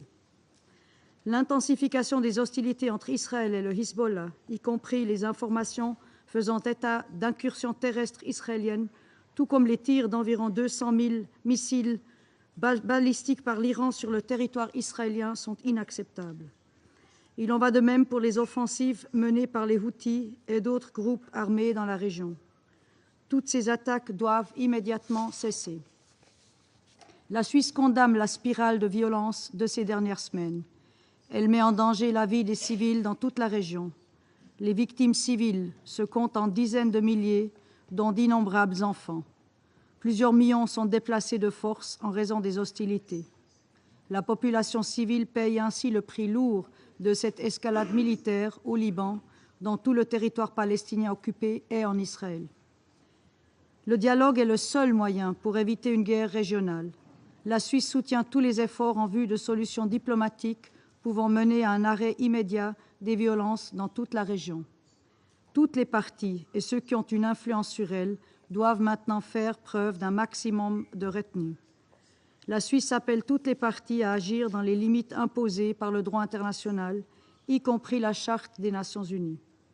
La souveraineté et l'intégrité territoriale de tous les pays dans la région doivent être respectées. De plus, la volonté de ce Conseil est claire. Toutes ces résolutions doivent être mises en œuvre. Cela concerne les résolutions exigeant un cessez-le-feu à Gaza et demandant la libération immédiate et inconditionnelle des otages. Cela vaut également pour celles sur la sécurité maritime en mer Rouge. De même, nous appelons encore une fois avec insistance à un retour à la cessation des hostilités de part et d'autre de la ligne bleue, ainsi qu'à un réengagement immédiat quant à la mise en œuvre de la résolution 1701. Cette résolution est reconnue par tous. Elle dresse un chemin pour résoudre les causes sous-jacentes du conflit et permettre aux populations au Liban et en Israël de vivre en paix et sécurité. Le droit international humanitaire doit impérativement être respecté par toutes les parties, en toutes circonstances, et indépendamment de la question de la licéité du recours à la force. Cela comprend le strict respect des principes relatifs à la conduite des hostilités, tels que la distinction entre civils et combattants, la proportionnalité et la précaution dans l'attaque. La Suisse condamne toutes les violations du droit international ayant eu lieu ces derniers jours, y compris les attaques balistiques d'hier de l'Iran sur Israël. La Suisse condamne également toutes les violations du droit international humanitaire et de toute violence contre les civils, comme les actes de terreur à Jaffa hier ou les attaques croissantes des colons en Cisjordanie. Monsieur le secrétaire général, la Suisse renouvelle son soutien à l'engagement et les bons offices de l'ONU dans la région. Cela concerne en particulier la FINUL et UNSCOL. La FINUL, à laquelle la Suisse contribue par l'intermédiaire de l'ONUST, accomplit actuellement son travail dans un environnement extrêmement dangereux pour réduire les tensions et assurer la liaison entre les parties. La Suisse réitère aussi son plein soutien au travail du secrétaire général. En outre, l'ONU fournit actuellement, en collaboration avec d'autres organisations, une aide humanitaire à tous les civils dans le besoin. Nous appelons à nouveau à la protection du personnel de l'ONU, en particulier du personnel humanitaire et du personnel de maintien de la paix. Il est urgent de mettre un terme aux souffrances des populations civiles et de rétablir le dialogue en vue de pacifier la région. La responsabilité d'un Conseil de sécurité uni dans son action en faveur de la paix est claire. Je vous remercie. Je reprends maintenant mes fonctions de présidente du Conseil. Et je donne maintenant la parole aux représentants sous article 37. Et j'invite donc le Liban à prendre la parole. السيدة الرئيسة، أهنئكم بداية على ترأسكم لمجلس الأمن لهذا الشهر، كما أشكر سلوفينيا على رئاستها للمجلس الشهر الماضي، وأتقدم بالشكر من فرنسا على طلب عقد هذه الجلسة الطارئة، كما أشكر الأمين العام للأمم المتحدة السيد أنطونيو غوتيريش على إحاطته وندائه وكل الدعم له ولما يقوم به. السيدة الرئيسة، نجتمع اليوم في مجلسكم الكريم ومنطقة الشرق الأوسط مشتعلة من كل حدب وصوب، فلا لبنان بخير ولا غزة بخير، والحشود الإسرائيلية العسكرية وأرتال الدبابات والمصفحات على طول الحدود الجنوبية للبنان، والحكومة الإسرائيلية والكابينت المنبثقة عنها أقرت الاجتياح البري للبنان الذي بدأت طلائعه ليل أمس، ويأتي ذلك بعد 11 شهراً من العدوان البربري الهمجي الذي لم يوفر لا مدنيين ولا أعيان مدنية ولا عاملي إغاثة ولا صحفيين ولا أطفال ولا نساء ولا مسنين.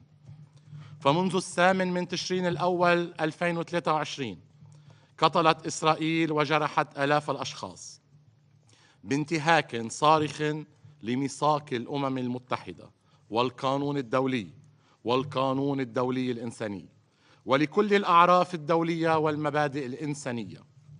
لذلك كل ما تقوله إسرائيل عن عمليات عسكرية جراحية ومحدودة هو غير صحيح، فالأضرار هائلة في صفوف المدنيين وفي البنى التحتية المدنية.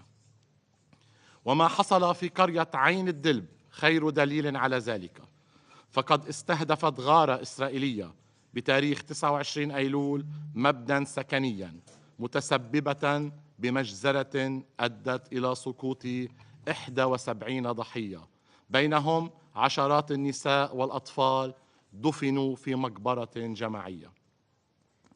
وتعيد هذه المأساة ذكرى المجازر الإسرائيلية السابقة خلال اجتياحاتها واعتداءاتها على لبنان، وخاصة مجزرتي كانا في العام 96 و2000، مؤكدة مرة بعد مرة تجاهلها للمطلق للقانون الدولي، بالرغم من مناشدة أعضاء المجلس عامة وسويسرا خاصة مرارا وتكرارا لها بالامتثال لموجباتها المنصوص عليها في القانون الدولي الإنساني. السيدة الرئيسة، لم يعد للكلام من معنى ولا للشكاوى من فائدة، فكم من مرة جئناكم إلى هذا المجلس وحذرنا من الوضع الكارثي على طول الحدود الجنوبية، وكم من مرة دقينا ناقوس الخطر محذرين من تمدد الحرب لتصبح إقليمية تشمل العديد من الجبهات. لكن ما يحدث اليوم من قتل وتهجير وتدمير غير مسبوق لا يمكن السكوت عنه وتجاهله، وسياسة وضع الرؤوس في الرمال والخوف من مواجهة إسرائيل وردعها لم تعد ذي فائدة، فأولاد الجنوب والضاحية الجنوبية لبيروت ينامون في الشوارع، والأمهات تحمل أطفالها هاربة من هول الغارات والصواريخ الفائقة التدمير التي تستخدم ضد المدنيين. وقد كثفت إسرائيل من حدة عدوانها وجرائمها على لبنان وعاصمته بيروت، وفي يوم واحد فقط وهو 23 أيلول قتلت إسرائيل عبر هجماتها الجوية 569 شخصاً، من بينهم 50 طفلاً و94 امرأة، ناهيك عن اغتيال أمين عام حزب الله سماحة السيد حسن نصر الله يوم 27 أيلول. على مر التاريخ لم تجمع الآراء على توصيف موحد لأي شخصية عسكرية أو سياسية أو ثورية. والتاريخ حافل بالأمثلة عن تلك الشخصيات، وينقسم مجلسكم هنا أيضا على التوصيف الصحيح، لكن ما يجمع عليه الجميع أن مواجهة المحتل مقاومة. السيدة الرئيسة، كما قلنا ورددنا سابقا، وكما قال دولة رئيس الحكومة في خطابه أمام هذا المجلس الأسبوع الماضي، وكما ردد وزير خارجية لبنان مرارا وتكرارا، أن شعب لبنان وحكومة لبنان يرفضون الحرب ويريدون تطبيق القرار 1701 بكافة مندرجاته، ونشر الجيش اللبناني في الجنوب على طول الحدود البرية بمؤازرة من قوات اليونيفيل، وهو الحل الوحيد لهذه الحرب العمياء وهذا العدوان الهمجي. وكنا قد أبدينا استعدادنا لتعزيز وجود الجيش في الجنوب، وقد أعلنت الحكومة عن فتح باب التطويع 1500 عنصر جديد التزاما منها بتطبيق القرار 1701. وأذكر في هذا الصدد أن لبنان كان قد وافق على المبادرة الأمريكية الفرنسية التي وافقت عليها إسرائيل وعادت ورفضتها، بل نسفتها بموجة قتل ودمار غير مسبوقة بحجمها وعنفها. كما نؤكد على الموقف الرسمي الذي أدلى به دولة رئيس الحكومة يوم أمس، وهو الموافقة على الالتزام بالنداء الذي صدر عن الرئيسين الأمريكي والفرنسي والمدعوم من عدد من الدول الصديقة والشقيقة، التعهد بتطبيق كل النقاط التي وردت في البيان، ومنها وقف إطلاق النار فوراً من أجل بداية البحث في تطبيق القرار 1701 كاملاً، الترحيب بكل ما ورد في النداء والتعهد بتطبيقه فوراً، وفور وقف إطلاق النار الاستعداد لإرسال الجيش اللبناني إلى منطقة جنوب الليطاني ليقوم بمهامه كاملة بالتنسيق مع قوات حفظ السلام الدولية اليونيفيل في الجنوب. السيدة الرئيسة، ها نحن اليوم نتجه أكثر فأكثر إلى حرب إقليمية مفتوحة وبلا ضوابط، والحل يبقى بالعودة إلى الحلول السياسية المبنية على قرارات الشرعية الدولية ذات الصلة. فهذا الوضع مرشح للاستمرار طالما أن القرار 1701 لم يطبق كاملا، وطالما أن التركيز هو على فرض حلول عسكرية بدل الحلول الدبلوماسية. كذلك فإن الوضع في فلسطين مرشح للاستمرار بالتفاقم والتدهور وزيادة منسوب القتل والدمار والعنف ما لم تطبق القرارات الدولية، خاصة 2735 242 و 338 حول حل الدولتين وقيام الدولة الفلسطينية. من هنا وجوب تحمل مجلس الأمن مجتمعاً مسؤوليته لمنع انفجار الشرق الأوسط برمته والخروج من هذا النفق المظلم. السيدة الرئيسة، لبنان اليوم يواجه أزمة إنسانية غير مسبوقة، وهو بحاجة إلى مساعدات إنسانية عاجلة، فهو الدولة الوحيدة التي تستضيف 2 نازح سوري ونصف مليون لاجئ سوري، وفي نفس الوقت لديها حوالي 1,000,000 نازح لبناني داخلي، وهذه سابقة يصعب تكرارها. وكنا قد نبهنا من خطر النزوح واللجوء، وها قد وصلنا اليوم إلى كارثة إنسانية مع 1,000,000 نازح داخلي، منهم الآلاف على الطرقات دون مأكل أو مشرب أو دواء. من هنا وجوب المساعدة لمواجهة هذه الكارثة، وقد تم إطلاق يوم أمس بالتعاون مع الأمم المتحدة نداء عاجلا بقيمة 426 مليون دولار للاستجابة لهذه الكارثة الإنسانية. لذلك نتقدم بالشكر من كل من ساهم في المساعدة من دول صديقة وشقيقة ومن وكالات الأمم المتحدة، وندعو جميع الجهات الفاعلة والدول إلى المشاركة في المساعدة. السيدة الرئيسة، تاريخنا مع إسرائيل تخلله اجتياحات متعددة أعوام 78 82 و2006، وكل هذه الاجتياحات والاحتلالات التي نجم عنها تدمير كبير وقتل لآلاف المدنيين انتهت جميعها باندحار إسرائيل وانسحابها وتراجعها. والاجتياح اليوم سوف تكون نتيجته هي هزيمة أخرى تضاف إلى سجل إسرائيل مع لبنان. فأرض الجنوب تعرف أبنائها، وأهلنا في الجنوب متجذرين في أرضهم، وشجرة الزيتون التي أحرقتموها بالفوسفور الأبيض سوف تنبت وتزهر وتثمر من جديد. وهذه الأرض الطاهرة سوف تلفظ كل محتل مهما طال زمن احتلاله. السيدة الرئيسة، لبنان اليوم عالق بين مطرقة آلة التدمير الإسرائيلية وبين طموحات البعض في المنطقة، واللبنانيون يرفضون هذه المعادلة القاتلة. ولبنان يستحق الحياة. لبنان يستحق الحياة.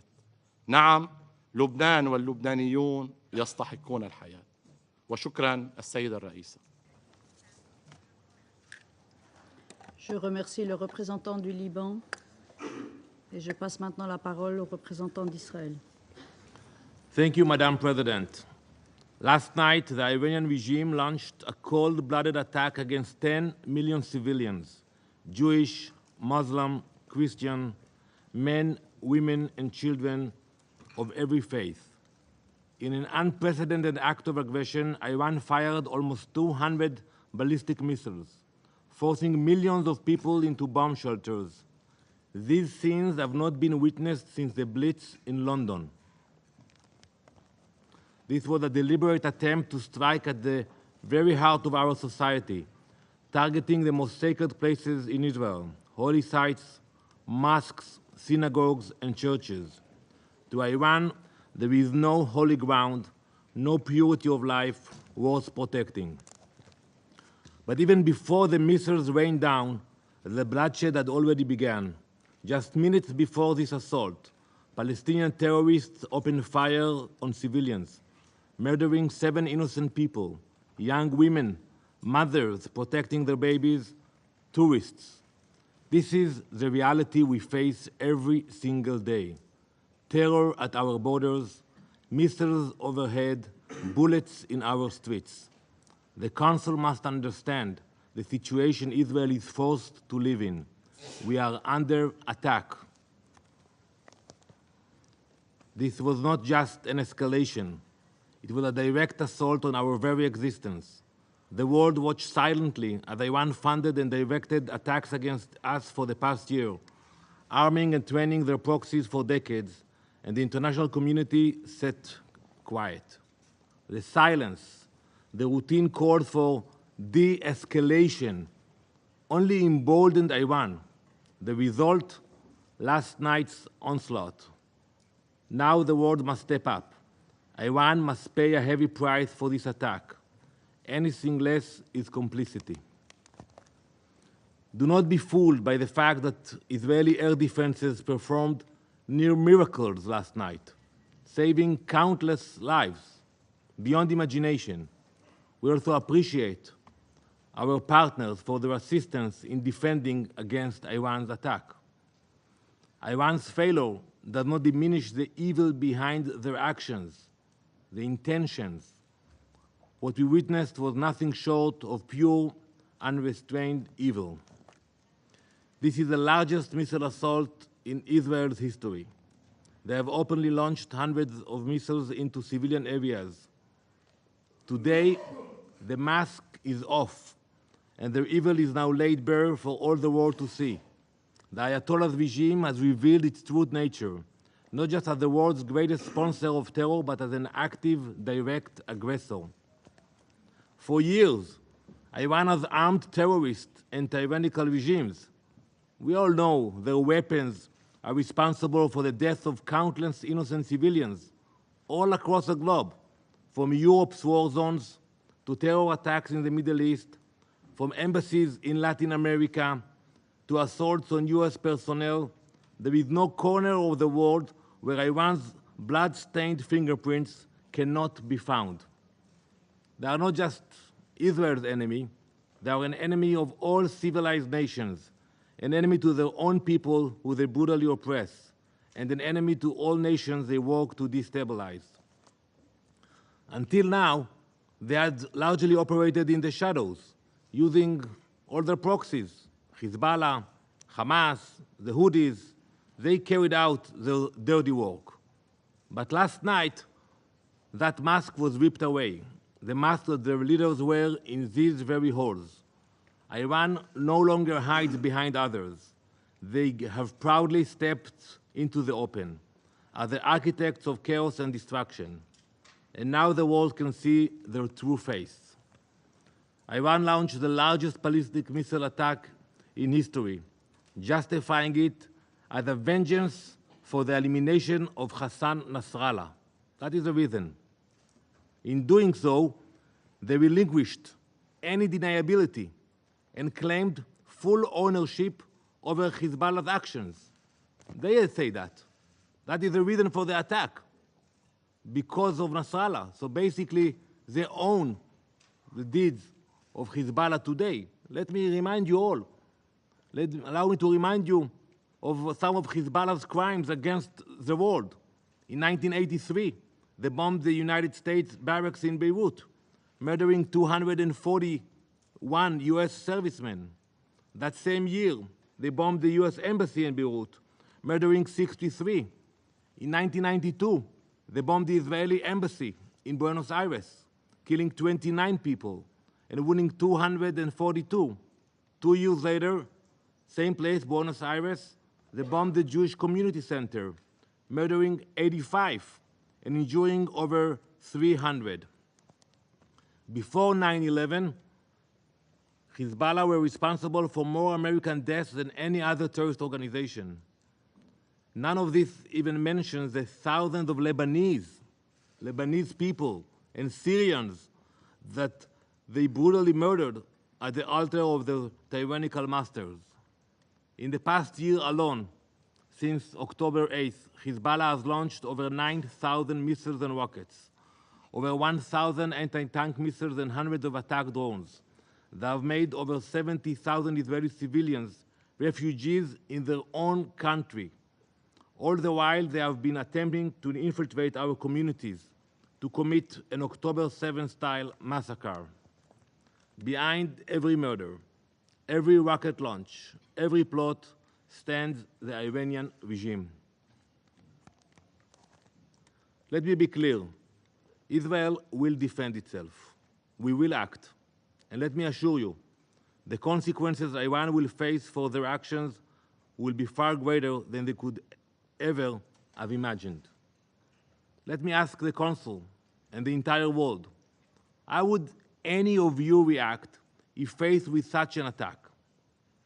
What would any nation do if hundreds of ballistic missiles were raining down on your civilians, your cities, your places of worship?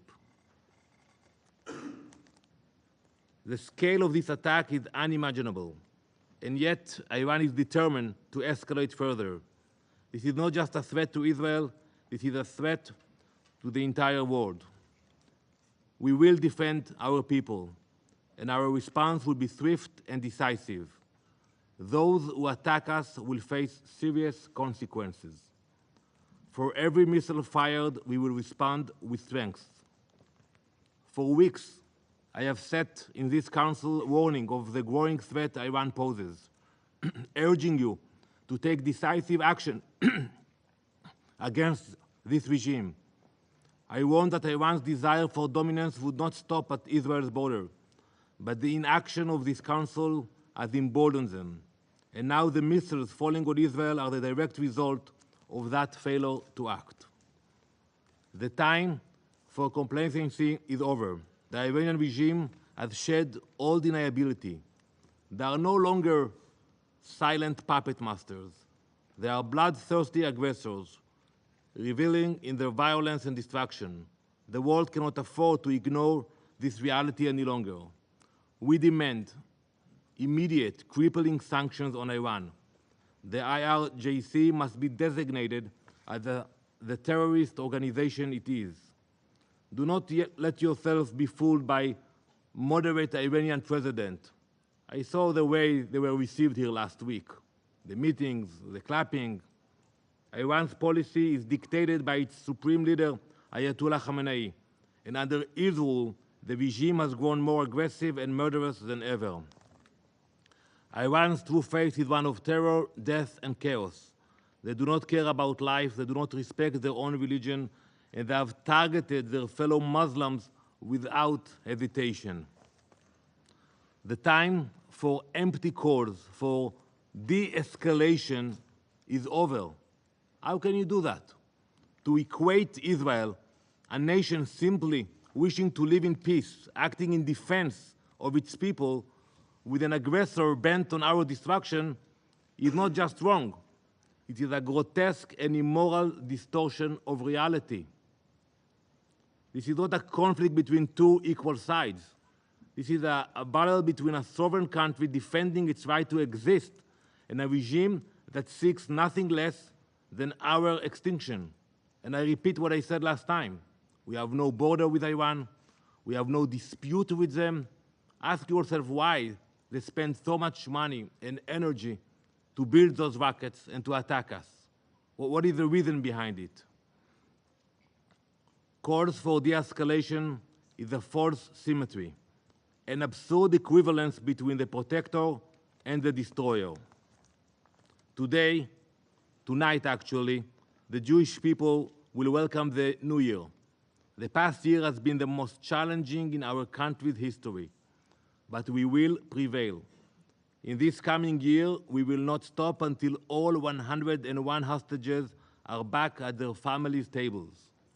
Let the world understand, Israel will defend itself, and will do so with justice and strength. Thank you, Madam President. Je remercie le représentant d'Israël et je passe la parole au représentant de la République islamique d'Iran. In the name of God, the compassionate, the merciful, we congratulate you, Madam President, for assuming the presidency of the Security Council this month, and thank you for the convening this emergency meeting to address the ongoing Israeli aggression against Lebanon and critical situation in the region. We acknowledge Slovenia for its successful conclusion of the presidency in September. Madam President, distinguished delegates, for a year now, the apartheid and occupying regime of Israel has continued its brutality in occupied Palestine with full impunity. And now this regime is extending its brutal aggressive war to Lebanon and targeting innocent people day and night across the border and deep inside the territory. The regime is pushing the region to the edge of an all-out unprecedented catastrophe. Israel has no intention to pursue peace or a ceasefire. Regrettably, the UN Security Council has remained paralyzed due to the United States' obstruction of any effective decision by this body. Unwavering support provided by the United States, United Kingdom, and certain Western states to Israel has given a carte blanche to this aggressive terrorist regime for all sorts of sinister behavior. No more than ever, this regime has become a serious threat to international peace and security. The only way to prevent further escalation is clear.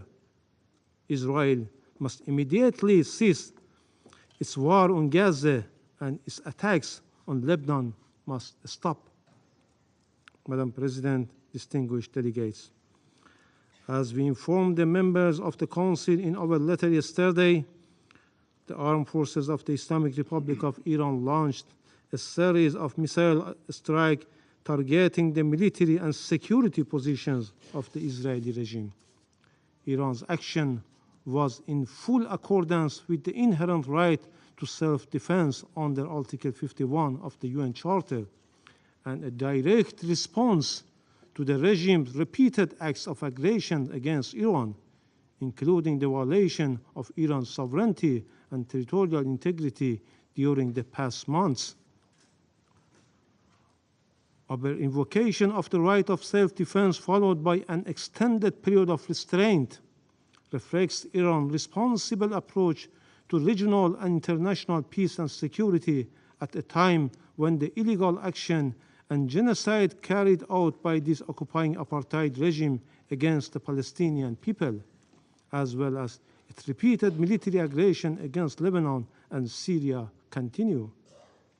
Iran's missile strikes were a necessary and proportionate response to Israeli continued terrorist aggressive acts over the past 2 months.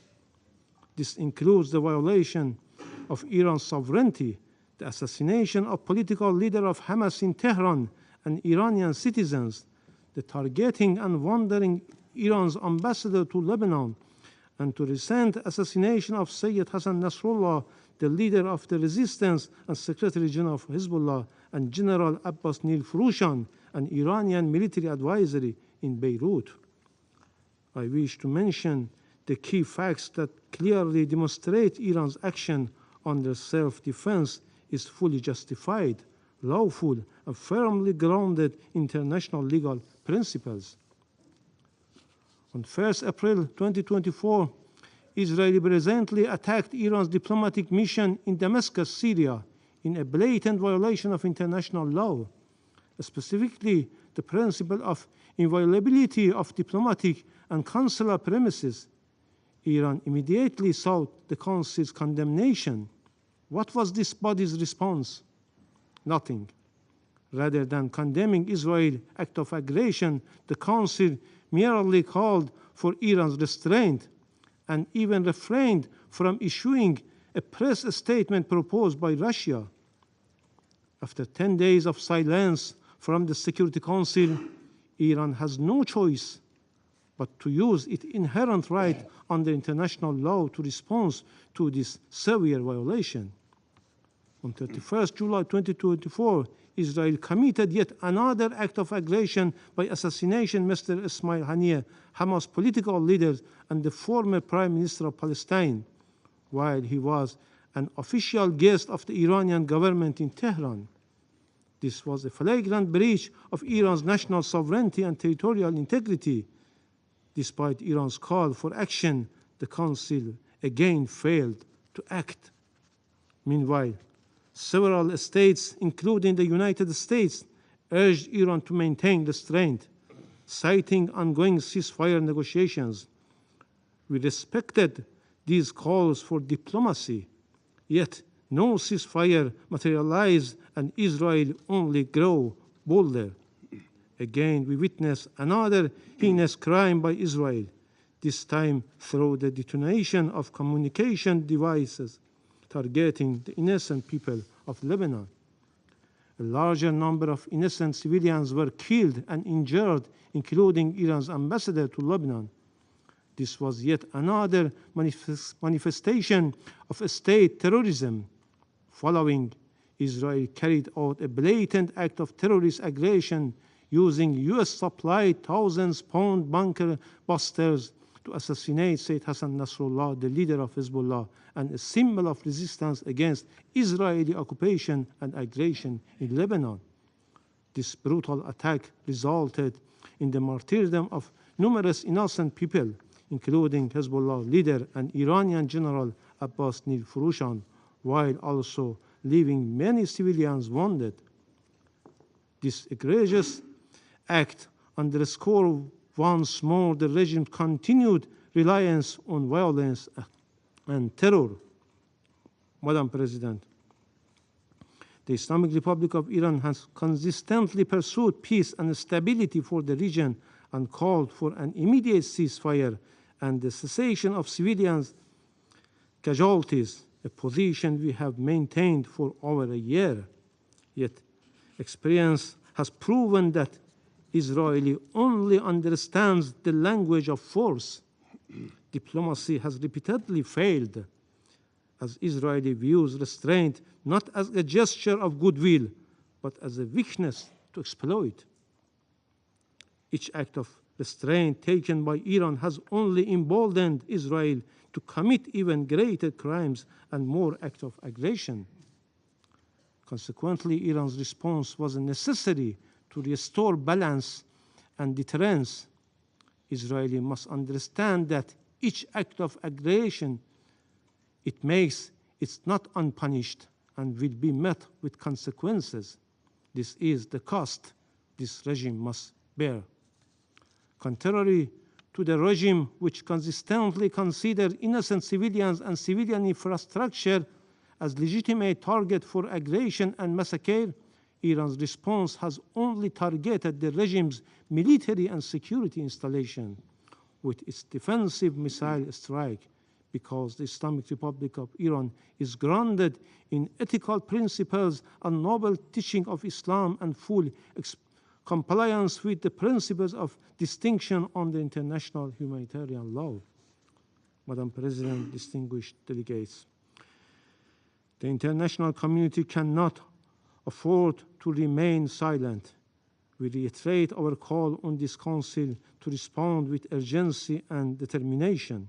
The Security Council must intervene to stop Israeli continued aggression and war crimes against Lebanon, Gaza, and Syria, and to prevent the situation from escalating into a full-scale regional war. Furthermore, the Security Council must force Israel to comply with its obligation on the resolution this body adopted. Israel must fully implement Resolution 1701. Finally, Madam President, we strongly warn against any further act of aggression by Israeli terrorist regime against our national security and vital interests. Iran is fully prepared to take further defensive measures if necessary to protect its legitimate interests and defend its territorial integrity and sovereignty against any act of military aggressions and the illegal use of force. In this regard, Iran will have no hesitation. In conclusion, the regime of the United States and the United Kingdom regime, notorious enablers of the Israeli regime, along with France, have once again cynically attempted to justify Israeli heinous crimes under the guise of self-defense, shifting the blame onto Iran. While the Israeli regime must be held accountable for the atrocity crimes and cannot disregard the U.S. complicity in Israel's crimes. Israel's warmongering relies on U.S. regime, military support, and political backing. American weapons constitute the major part of Israeli weaponry and ammunition used in Gaza, and therefore the United States is implicated in every aspect of Israel's atrocity. The vast majority of bombs Israeli drops on Gaza and Lebanon are US-made. The US regime even provides Israel with jet fuel. The US has sent so many arms to Israel since October 7 that the Pentagon has struggled to find sufficient cargo aircraft to deliver the materials. If there were even a shred of honesty in their concerns for the loss of innocent people lives in Gaza or Lebanon, or for the spread of war across the region, they could easily strip Israel of the tools it used to commit those atrocities, yet their actions reveal their true intent to embolden Israel's criminal actions.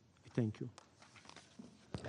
Je remercie le représentant de la République islamique d'Iran et j'invite le représentant de l'Irak à prendre la parole.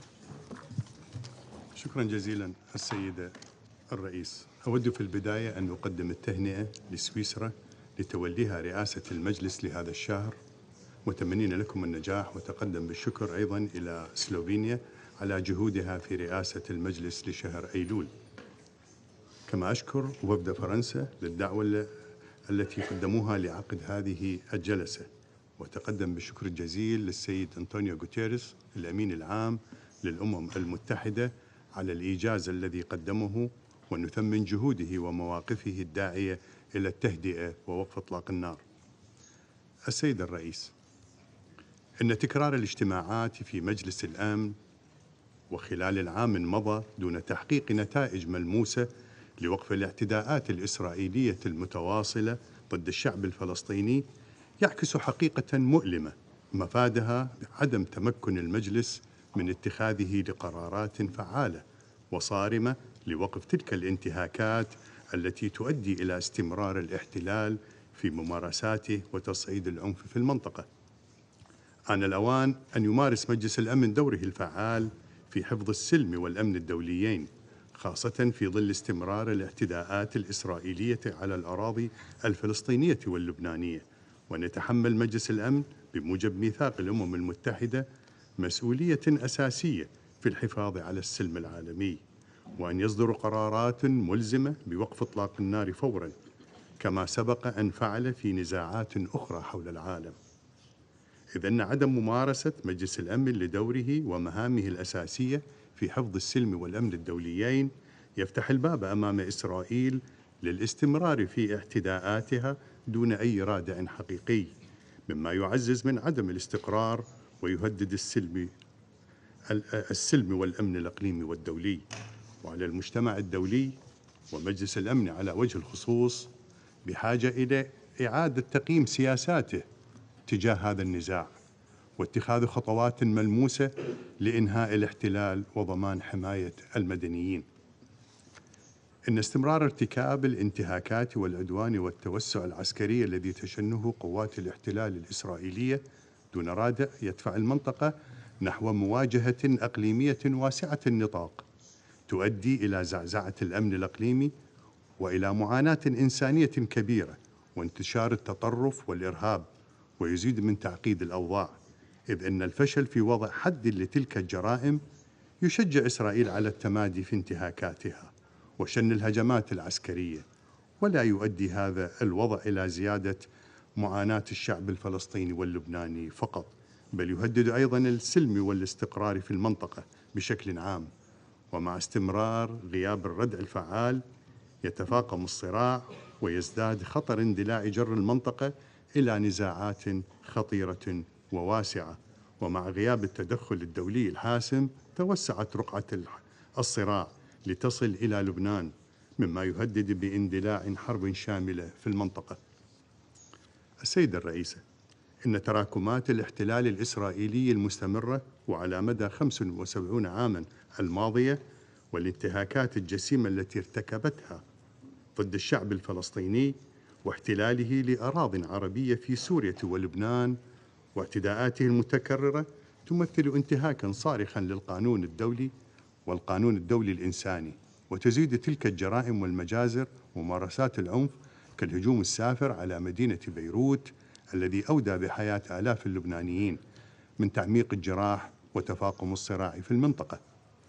لقد دخلت الحرب مرحلة جديدة خطيرة جداً تنذر بمزيد من الدمار والقتل والتهجير يفوق ما رأيناه في الأيام الماضية بسبب استمرار قوات الاحتلال بأعمال الإبادة والقتل التي ترقى إلى جرائم حرب وإبادة جماعية متجاهلة أحكام القانون الدولي الإنساني والأعراف الإنسانية دون رادع أو محاسبة، بل إيجاد ذرائع باطلة تدافع عن تلك الجرائم داخل مجلس الأمن، إذ أن ما تقوم به قوات الاحتلال الإسرائيلي من جرائم قتل جماعي متعمد للمدنيين في غزة وفي لبنان وفي الأراضي العربية المحتلة الأخرى هي جرائم يندى لها جبين الإنسانية، وتبين حجم الوحشية والسلوك العدواني لسلطات الاحتلال.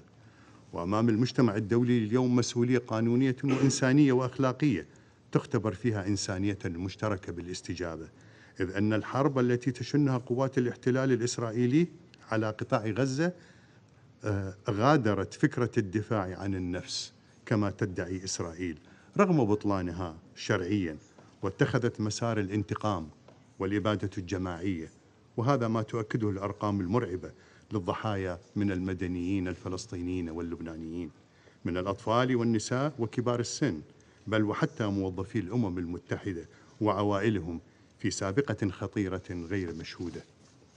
كما أن توسيع رقعة الحرب على غزة وانتقالها إلى لبنان وآخرها ما قامت به من اعتداء آثم جديد باغتيال الأمين العام لحزب الله السيد حسن نصر الله ورفاقه من رجال المقاومة، واحتمالية توسع هذه الحرب إلى دول أخرى في المنطقة يشكل تهديداً خطيراً على استقرار منطقة الشرق الأوسط بأسرها، وينذر بعواقب وخيمة تتعدى حدود النزاعات المحلية، وقد تشهد تصعيدا واسعا يشمل هجمات متبادلة لتشمل تهديدا شاملا للاستقرار الإقليمي والدولي، خاصة إذا تدخلت قوى إقليمية أخرى في المعادلة، مما يجذب تدخلات دولية تفضي إلى تعقيد الوضع بشكل أكبر وتؤدي إلى عدم الاستقرار السياسي والاجتماعي وتفاقم الأزمات الإنسانية وإلى نزوح جماعي للسكان وزيادة في عدد اللاجئين والمشردين داخليا،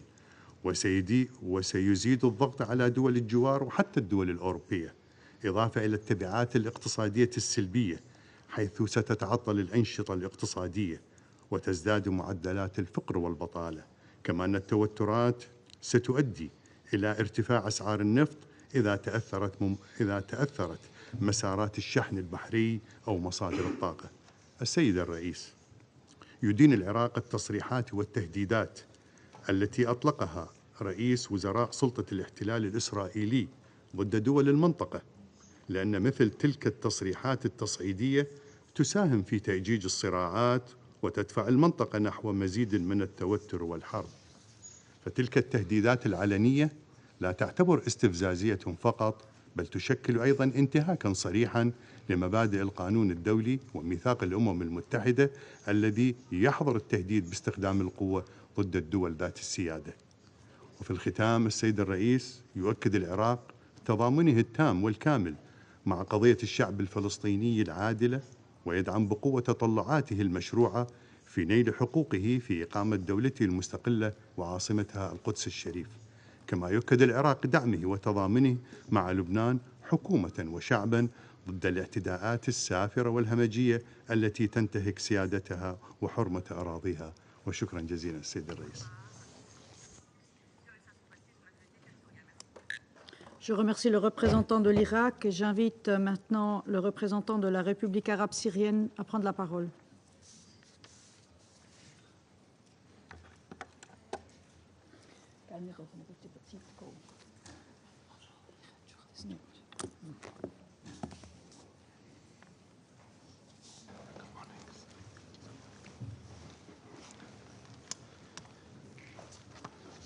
شكرا سيد الرئيس.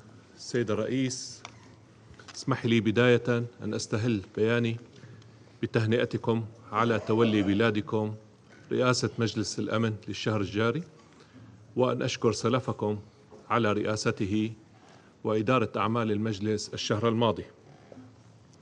كما أشكر السيد الأمين العام للأمم المتحدة على مشاركته وحرصه على الحضور معنا في هذه الجلسة، وأعرب له عن تضامننا معه في وجه الحملات العدائية الإسرائيلية الموجهة ضده. سيد الرئيس، لقد عقد مجلس الأمن على مدى الأيام الماضية جلسات متتالية لمناقشة العدوان الإسرائيلي المستمر على الشعب الفلسطيني وعلى دول منطقتنا، وما كنا لنصل إلى ما وصلنا إليه اليوم ونعقد هذه الجلسة الطارئة وربما غيرها في الأيام القادمة لو أن مجلسكم قام بمسؤولياته الأساسية في حفظ السلم والأمن الدوليين منذ بدء العدوان الإسرائيلي الهمجي على غزة. لقد طالب معظم قادة وممثلي الدول الأعضاء الذين اعتلوا منبر الجمعية العامة خلال النقاش العام رفيع المستوى، طالبوا مجلس الأمن بالتحرك الفوري لوقف العدوان الهمجي الإسرائيلي على الشعب الفلسطيني والاعتداءات الإسرائيلية المتكررة على دول المنطقة، والتحرك لوضع قراراته ذات الصلة موضع التنفيذ لإنهاء الاحتلال الإسرائيلي للأراضي العربية المحتلة ووقف ممارساته الإجرامية المتواصلة منذ عقود.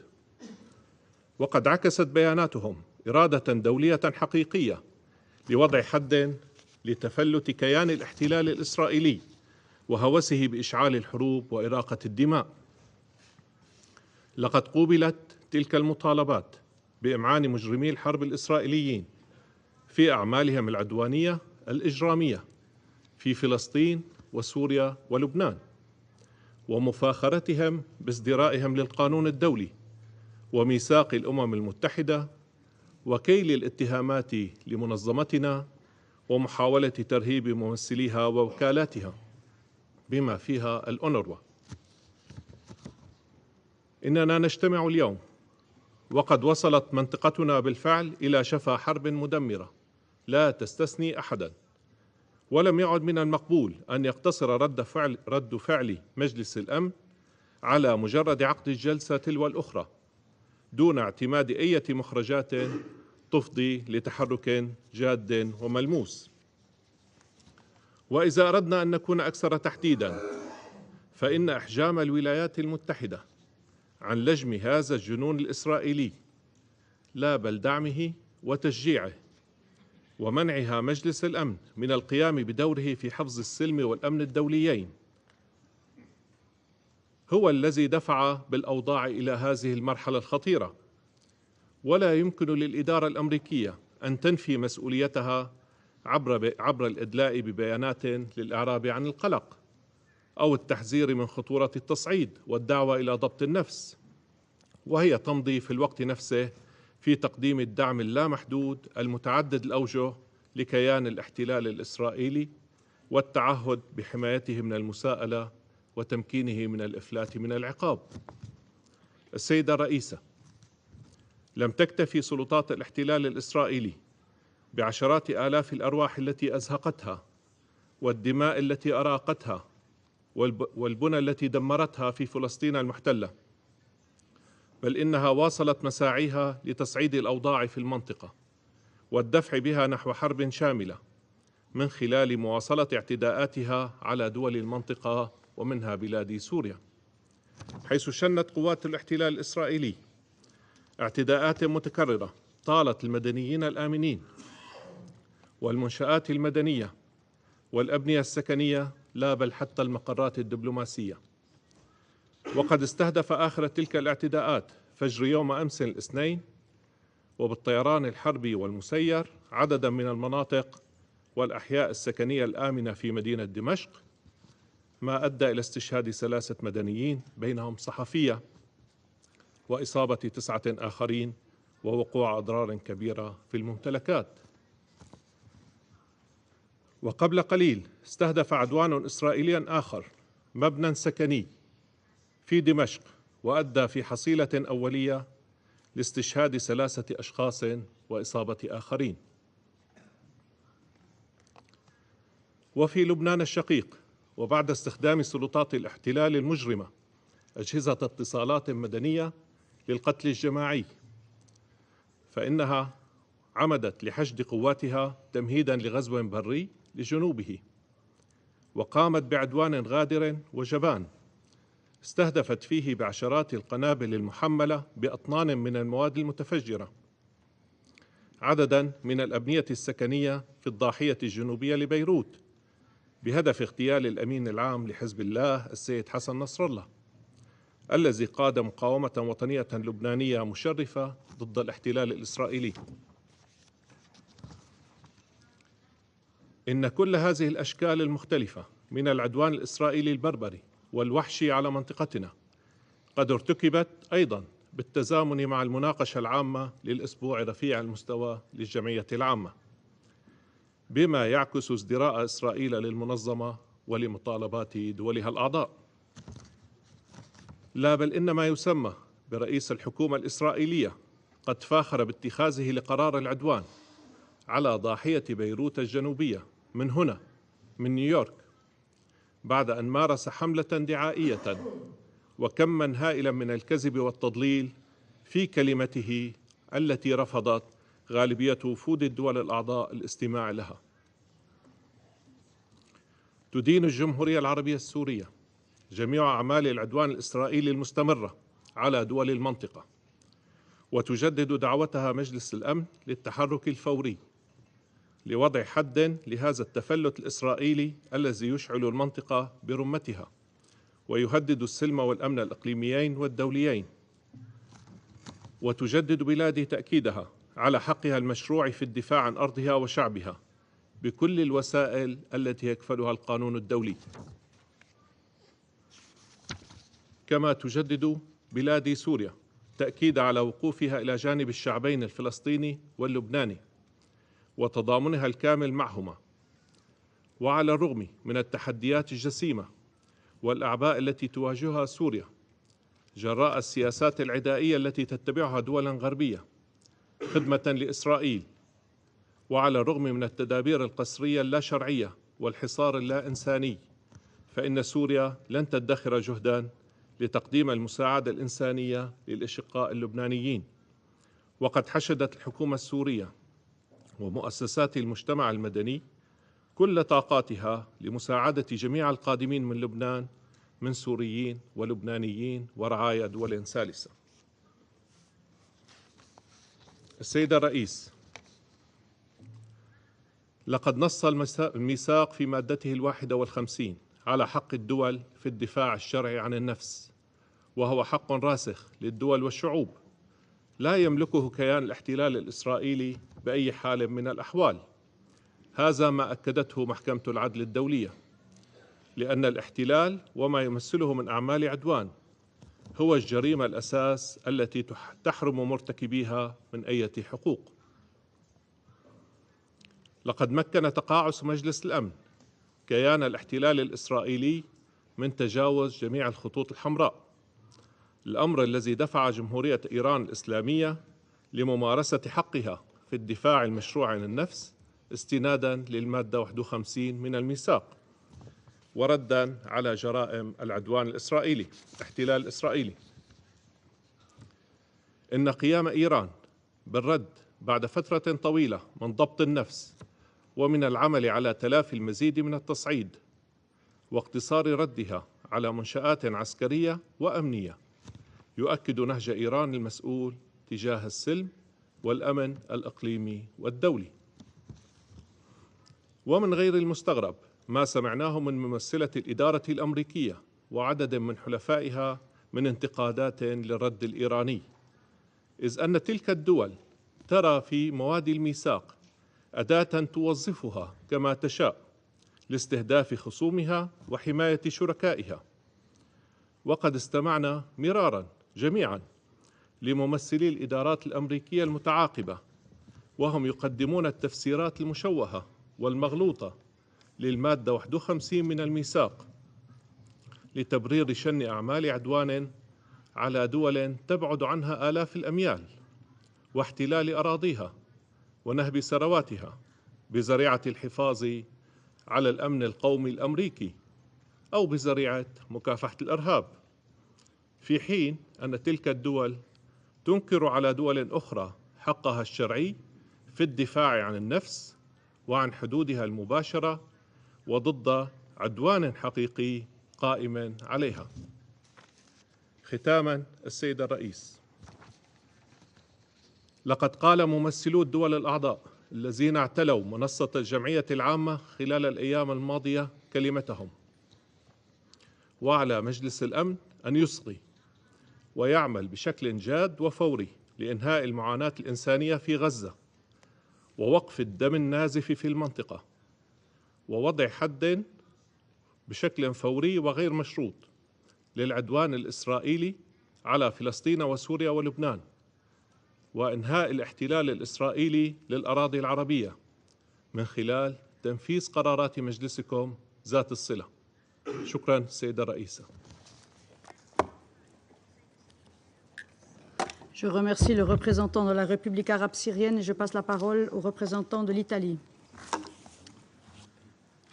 Madam President, let me first congratulate you for assuming the presidency in this month of October, and also to thank the Secretary General for his briefing and his work. Italy firmly condemns yesterday's Iranian missile attack on Israel.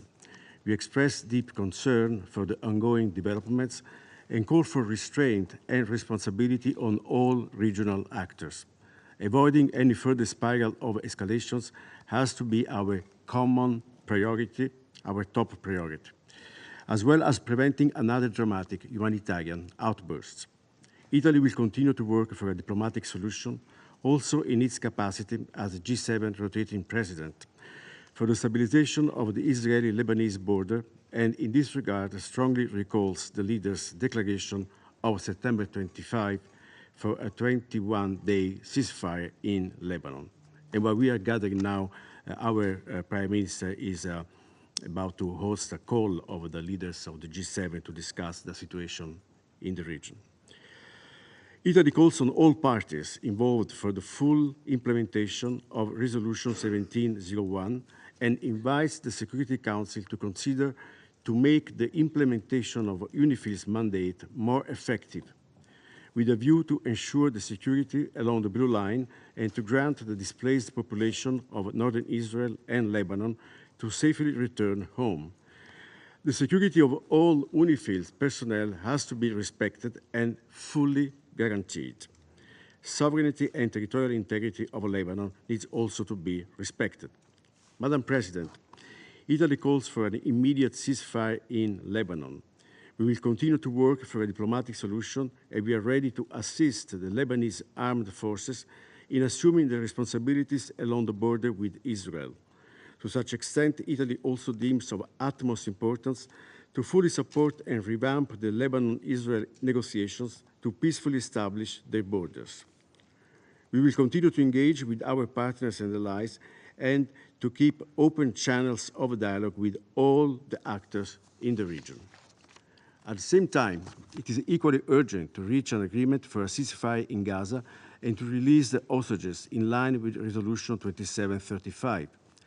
At this specific time, it is our collective responsibility to call for calm and restraint, aware of the fact that every minute that goes by, the lives of innocent men, women, and children of the entire region hang in the balance.